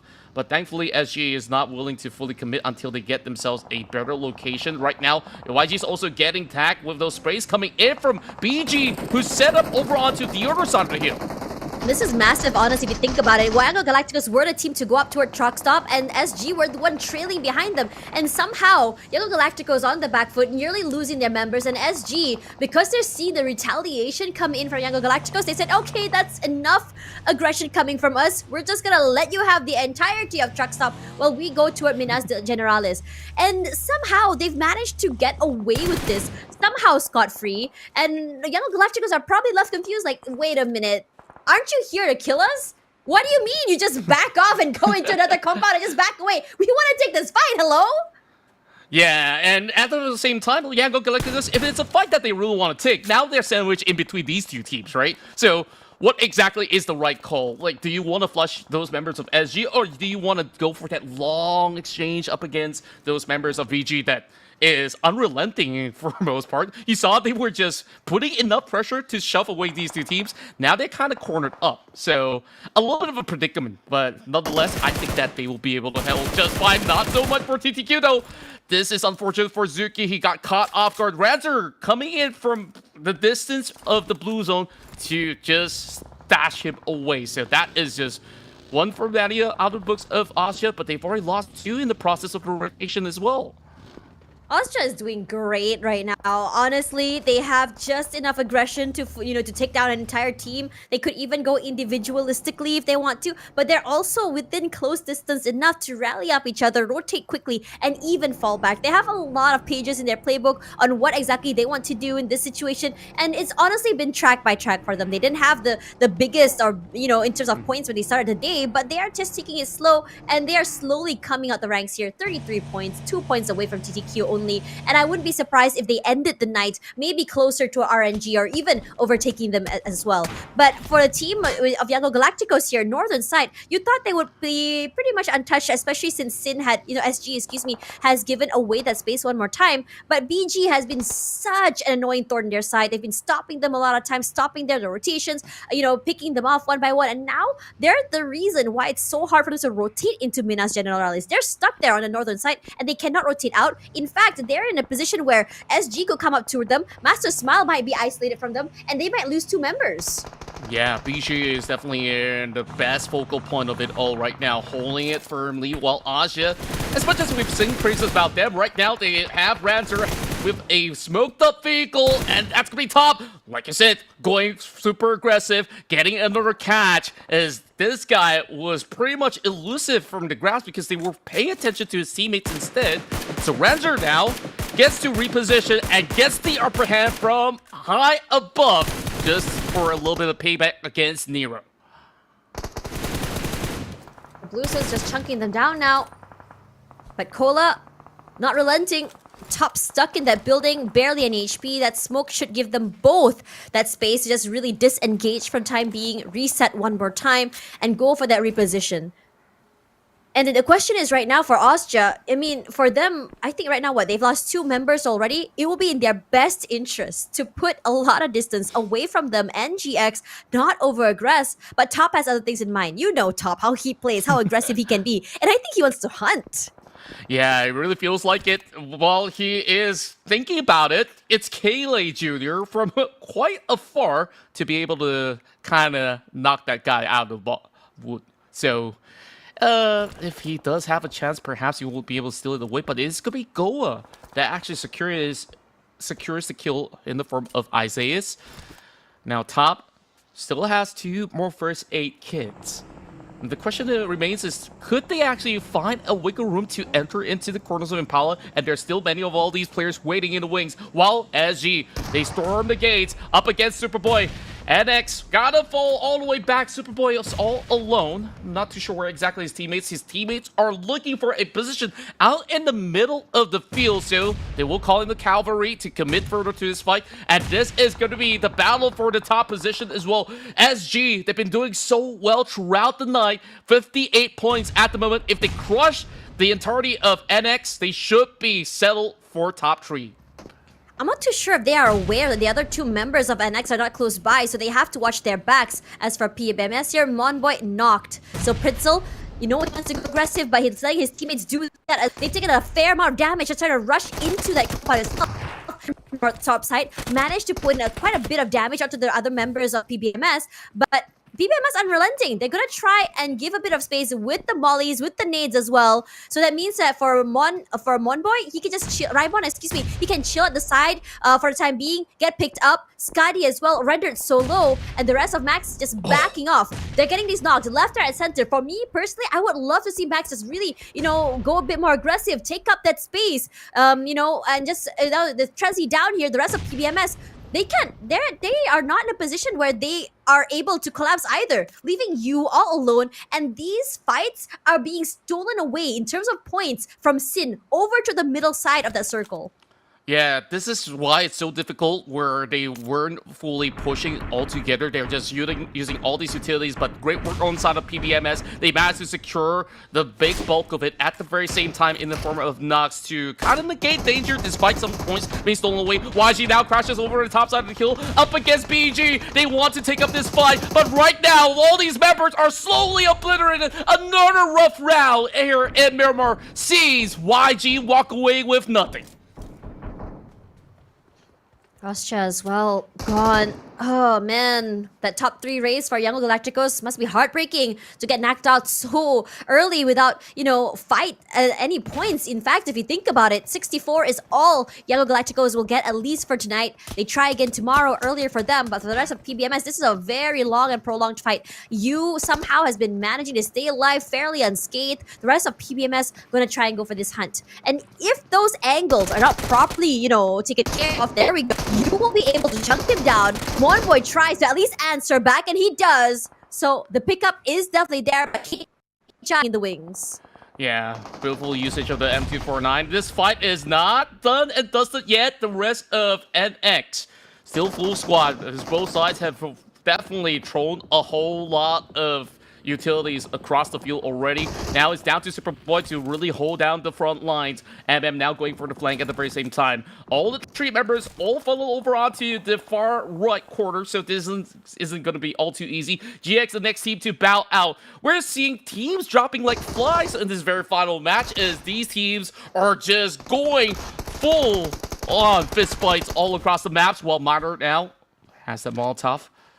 Tries to deny a little bit more of that space in order for NX to be held back. And now BG also wants to get involved. Going back to that fight where they've been able to convince him to win up against YG. 4 points out of the table, solidifies the position, and now hunting out for more. This is definitely going to be a great spot for them to third party, while Jaro did manage to suppress one member of NX. NX is looking a bit more desperate right now, especially since they lost. They need to go for that reset, bring them back as a 4 into this game to be able to overcome BG at the end of the night here. But SG is unrelenting, putting a lot of pressure for this team as well. Both teams in the gridlock right now, trying to be able to overcome one another to get their right to get into that circle. But Superboy is going to completely obliterate one member, taking him track by track right now, leaving SG all alone. What are you going to do here in a 1v4? You can stay quiet, trying to isolate these fights, maybe hope for BG to steal away some kills. And Gerald, that's a great opening from him. But when double swings are, coming in from the team of NX, what can you do here? He almost clipped out Superboy, but a little bit almost is just not enough. Yeah, with a little helping hand coming from the side of BG, it was just about good enough of a pressure, and yet they also secure all those 4 points. So right now, sitting at the top, NX as well as BG is currently tied. And look at the whole ordeal right across the Impala High Grounds, PBMS, KHI, Sin Esports. All 3 teams kind of stuck in the rut right now. No one really budging out of this position. Well, Spritzel, he's just over onto the top end as we see those nades are being prepped up from right down under. They also spot out the rest of the rabble of 2-1-4 from the far corners, and great damage and great sprays coming from Pretzel. Pushing up forward here as well. They have the high ground, but when your right side is all the way up there in the open with so many teams looking at you, rotating, you have to get off that high ground to be able to not only get into the circle, but safely move around as well. That high ground will not give you any benefits, especially as the circle will shift away as well. So PBMS, you want to open up the circle, that space hard, because of that high ground separating between you and KHI. And Sin has a compound, so you're not in a position to be able to take them out either. True enough, and it is definitely a very, very tough position for them to really fully commit into anything right now. BG, however, from this position that they've been holding on for so long, right after truck stop, they've been benefiting so much, gaining all this form of intel, and right now also preying upon some of all these teams over onto the far corner, so they can actually plot something in return, especially with the zone kind of favoring them. They don't really have to shift all too far forward, whereas the focal point right now is this fight over on the far south, because this is where all these teams will have to conjure some courage out of nowhere to plow right through, and I don't know what kind of space they really have, because right now, Sin Esports is the biggest gatekeeper amongst the many. It's annoying for the teams on the eastern side here. 2-1-4, they have 2 terrains to work with, but open areas can't do much. KHI and PBMS both have to cross by each other, and eventually Sin as well to get into that circle. And Sin has a compound in play as well, so it's not the easiest either. So PBMS going to our rotation on the southern side. BG, ultimately it had a big winner. Nice terrain northern side, but since the circle does not favor them as well, they're just hanging around outside. They don't even have to be there, but they're trying their best to collect as many points as they can in terms of eliminations. But it feels like right now, with the presence of NX, this might be a change in pace, and also, a consequence that will bite them back in the back. True enough, and right now the stakes are really high between the top 2 teams battling each other, while there is going to be a warfare erupting across the warehouses. Big nades connecting, Kree almost taken out as well. Not too sure where those shots are coming from, probably from the hillside. Well, they're trying to get Eddie from a covered Lion, unable to wiggle out. It's gonna be Unknown that finds the catch instead. They're taking out more of these fights, even up against the rest of TTQ. At the very same time, BG is multitasking all across the fields. Not a lot of space for TTQ as well. You'd think that they were the ones keeping BG out of circle. Nah, call the ambulance, but honestly, not for me, says BG as they rush forward. TTQ in trouble. Have Gus on one end, getting completely chunked out there. Look at these layers. One member falls, the other immediately trades them out as well. But BG, despite everything, they're not getting out of this scot-free. They have lost one member in that skirmish, and now Sin, despite the hold they had for the compound, for the train as well, PBMS, they try to rally back here, but Sin, they have done a great job of playing on the sides of the terrain, leaving one member inside for those long-range holds, and also support from the back line. And Sin, knowing that PBMS has been crippled, they rally forward, they completely overwhelmed. And what are you gonna do here, Scotty? You can't go back to pick up Monboy. You're all alone here. The train is the only thing separating you. You can try, but that nade's gonna cross you. You try to run and gun this, but the jump shot from Dale is just mwah, chef's kiss, and they're not gonna be able to do anything to deny that. Yeah, that was just so overwhelming. What a great push coming out of Esports, adding 5 more points to the tally. So this is a good opportunity for them to surge all the way into a top 4 position while they're being uncontested from that spot. BG still not in the clear as they've been in the mix of the battle between multiple teams, but they've pretty much got the rest of TTQ locked over onto the corners of the dip. Not too much of a cover for the meantime for Master Itchy being absolutely exposed. Liquid takes his chances, and right now, BG is suppressed. 2 members still standing as they will be able to fight their way out, while Sin Esports getting flushed by the presence of KHI. Claire taking charge. TTQ, they were the ones that were supposed to keep BG out. They were the ones who are supposed to overcome this. But their conservative style play did not give them dividends. Cannot stop against the aggression coming in from BG. You think that Godspeed has been knocked out? Now Lil Yatka comes to the other side, just completely obliterates. And Lil Yatka is not done. We're in the middle of a fight with another team, and they already have set their sights into another team. I believe it's RNG on one end here, keeping them out of the circle. This is also going to set a chain reaction toward NX eventually when they try to fight their way into the area.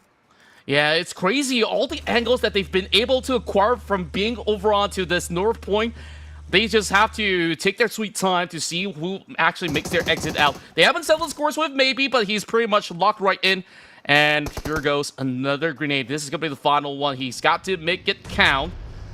And that will be it. Perfect lob coming in from Godspeed, and that will set TTQ out. Of course, there was just a couple of hope left for the side of TTQ, but they've done their part. Top 7, good enough. But 2-1-4 is still pretty much alive. If they did manage to win the duel, they'll be able to surge up ahead against TTQ. Location-wise right now, BG surviving as a 2, which means that RNG understanding where this predicament, as they are very healthy with the floor, looks to rush into the circle and play somewhat toward the middle side here. As 2-1-4, understanding that there is going to be aggression, that there is going to be a desperate play coming in from HKHI, just cleans up the house. So this could be interesting here because 2-1-4 is a team that I think is fairly healthy right now. I think they have 3 members alive, RNG with 4, Sin with 3. So if anything, BG has their work cut out for them. True enough, they could just allow all these teams to take on each other, and you saw that POV, they have the entire field right through their crosshairs. All they really need to do is to see if they're going to be giving away essence, and right to Esports up against the rest of 2-1-4.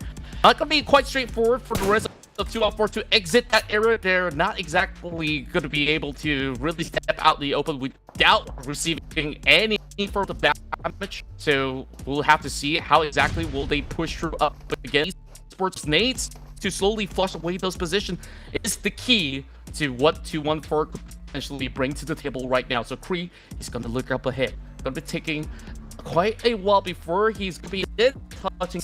Well, all that space is guarded. The BG not really being inside the zone just yet. They should be able to sit out all too much of a problem. Well, RNG does not want to get involved in this altercation. Oh, that completely knocked Pool out of that park. But it does show 2-1-4. So the rest of Sin immediately, their reaction, shoot back. In the pressure. The damage coming through from Kree, managing to get up to Wom as well.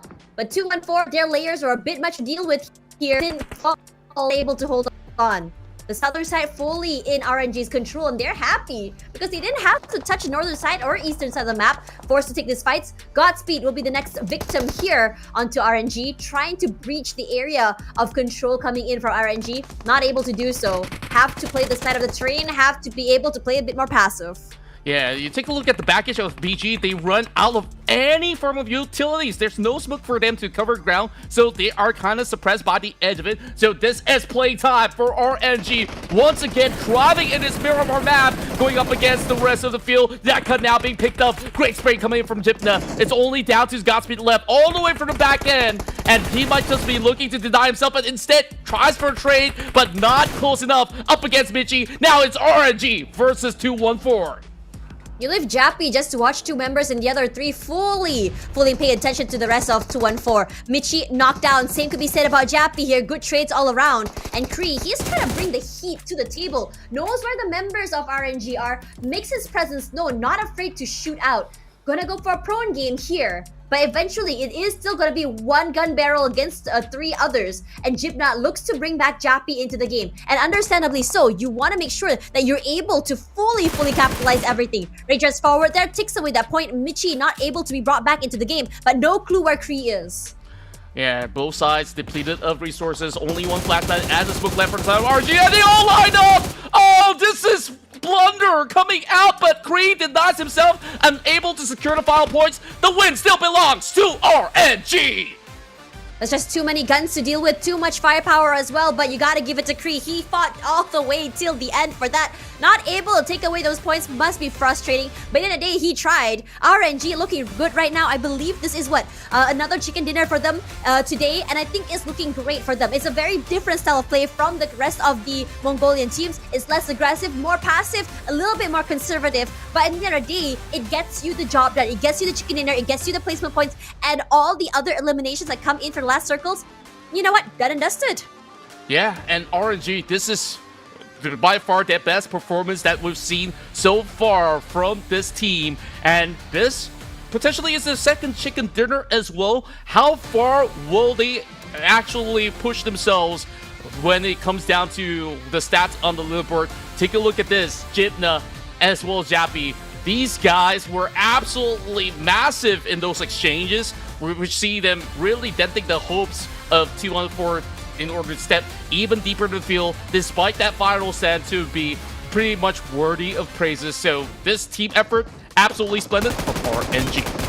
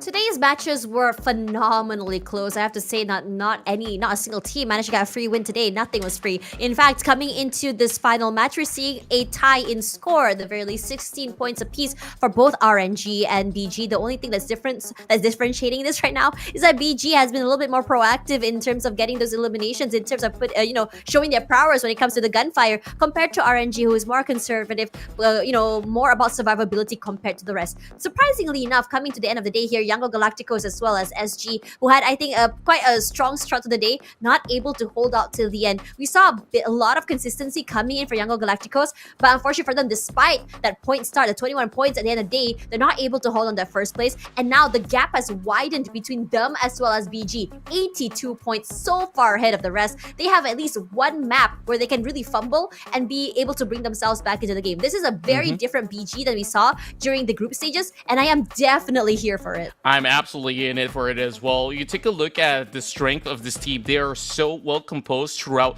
all maps. They've consistently hit the top 5 ratio and still have high elimination points to book out each respective run, which is why they have been able to achieve that top position despite not even freaking dinner yet. NX as well as YG, I think that some of these runs heading into Miramar looking a little bit sloppy for where I think that it definitely is something to do with their stamina, something that they really have to look into for tomorrow onward. So that being said though, RNG, this matches of Miramar has done them justice. Same could be said about 2-1-4 as they really are proving to be solid contenders moving late to the field alongside with BG's massive 11-pointer run. It's gonna be so exciting when we see how it's gonna turn out tomorrow here, because it is, after all, day number 1. Everyone's still trying to adjust to each other now that a few of the drop spots have been, opened up for so many of these teams' rotations as well. I think today had some of the hardest circles that we've seen so far. But Jibna will be the MVP for match number 6 here, and honestly, this is not surprising. I think every single member of RNG knows what they have to do. They really take their time when it comes to these fights. They don't force fights at all. Most of the time, a lot of fights that happen in from the team has mostly been happening because of the late rotations. When it feels like they have to commit to a hole, to an area, to a rotation, then only we start to see these fights come out here. They don't want to take unnecessary risks, and that is totally valid. It's a different style of play, but after all, it's still a means to an end. Regardless, that will be the end of our day 1 of the grand finals. Honestly, 2 more days to go here, and it's going to be exciting as we go to tomorrow. Loads of adjustments coming through. That's right. Of course, we give thanks to you guys who have been watching from the start to the finish, or if you just joined in. And at the very same time, thank you to our dear partners, Techno, as they've been our partners for so many seasons now. Do check out the Camon 40 Premier 5G as you guys can secure yourself a whole lot of great action on this phone. One tap, perfect snap, and of course, the perfect delivery to secure yourself those chicken dinners in the field. That being said though, Tash, it's been a great day. Tomorrow, I think it's gonna be even better. So can't wait for more as we will, of course, wrap up the night. Any last words from you? Well, I guess it's not done just yet because we got a whole lot more offered in PUBG Mobile. Yep, we have the PUBG Mobile X Shelby collaboration. The Unrivaled Power is here for you guys who are car enthusiasts. This is what you want to look out for. Several colorways as well, and also something cool to add to your collection. And on top of that, we also do have the epic collaboration with Attack on Titans. We can fly around with the ODM gear or turn yourself into a Titan and just smash your opponents. Dedicate your heart to victory. Onwards and upwards. And of course, that's it. I believe that's all that we do have for tonight. So yeah, it's been a great thrilling ride. Can't wait for even more. What say you? Yeah, that's right. We'll see you guys tomorrow, same time, same place. Day 2 of the grand finals of PMCL Summer 2025. I'm Tash Bandelas at Contra. We'll see you guys tomorrow.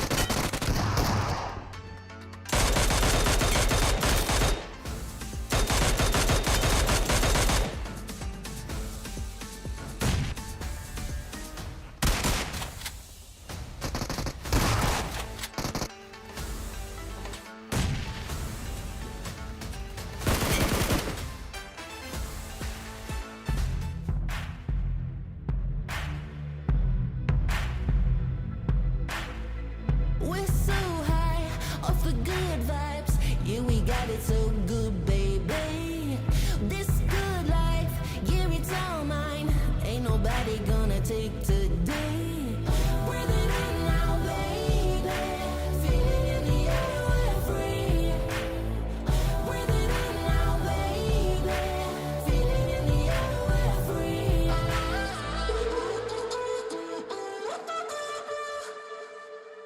Do your thing.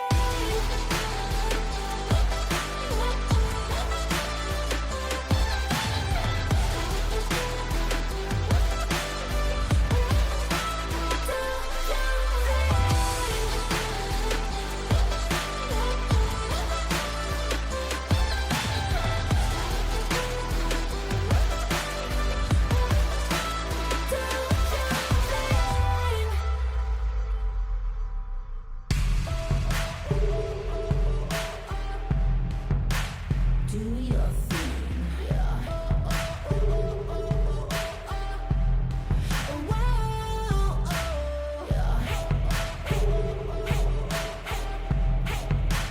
Do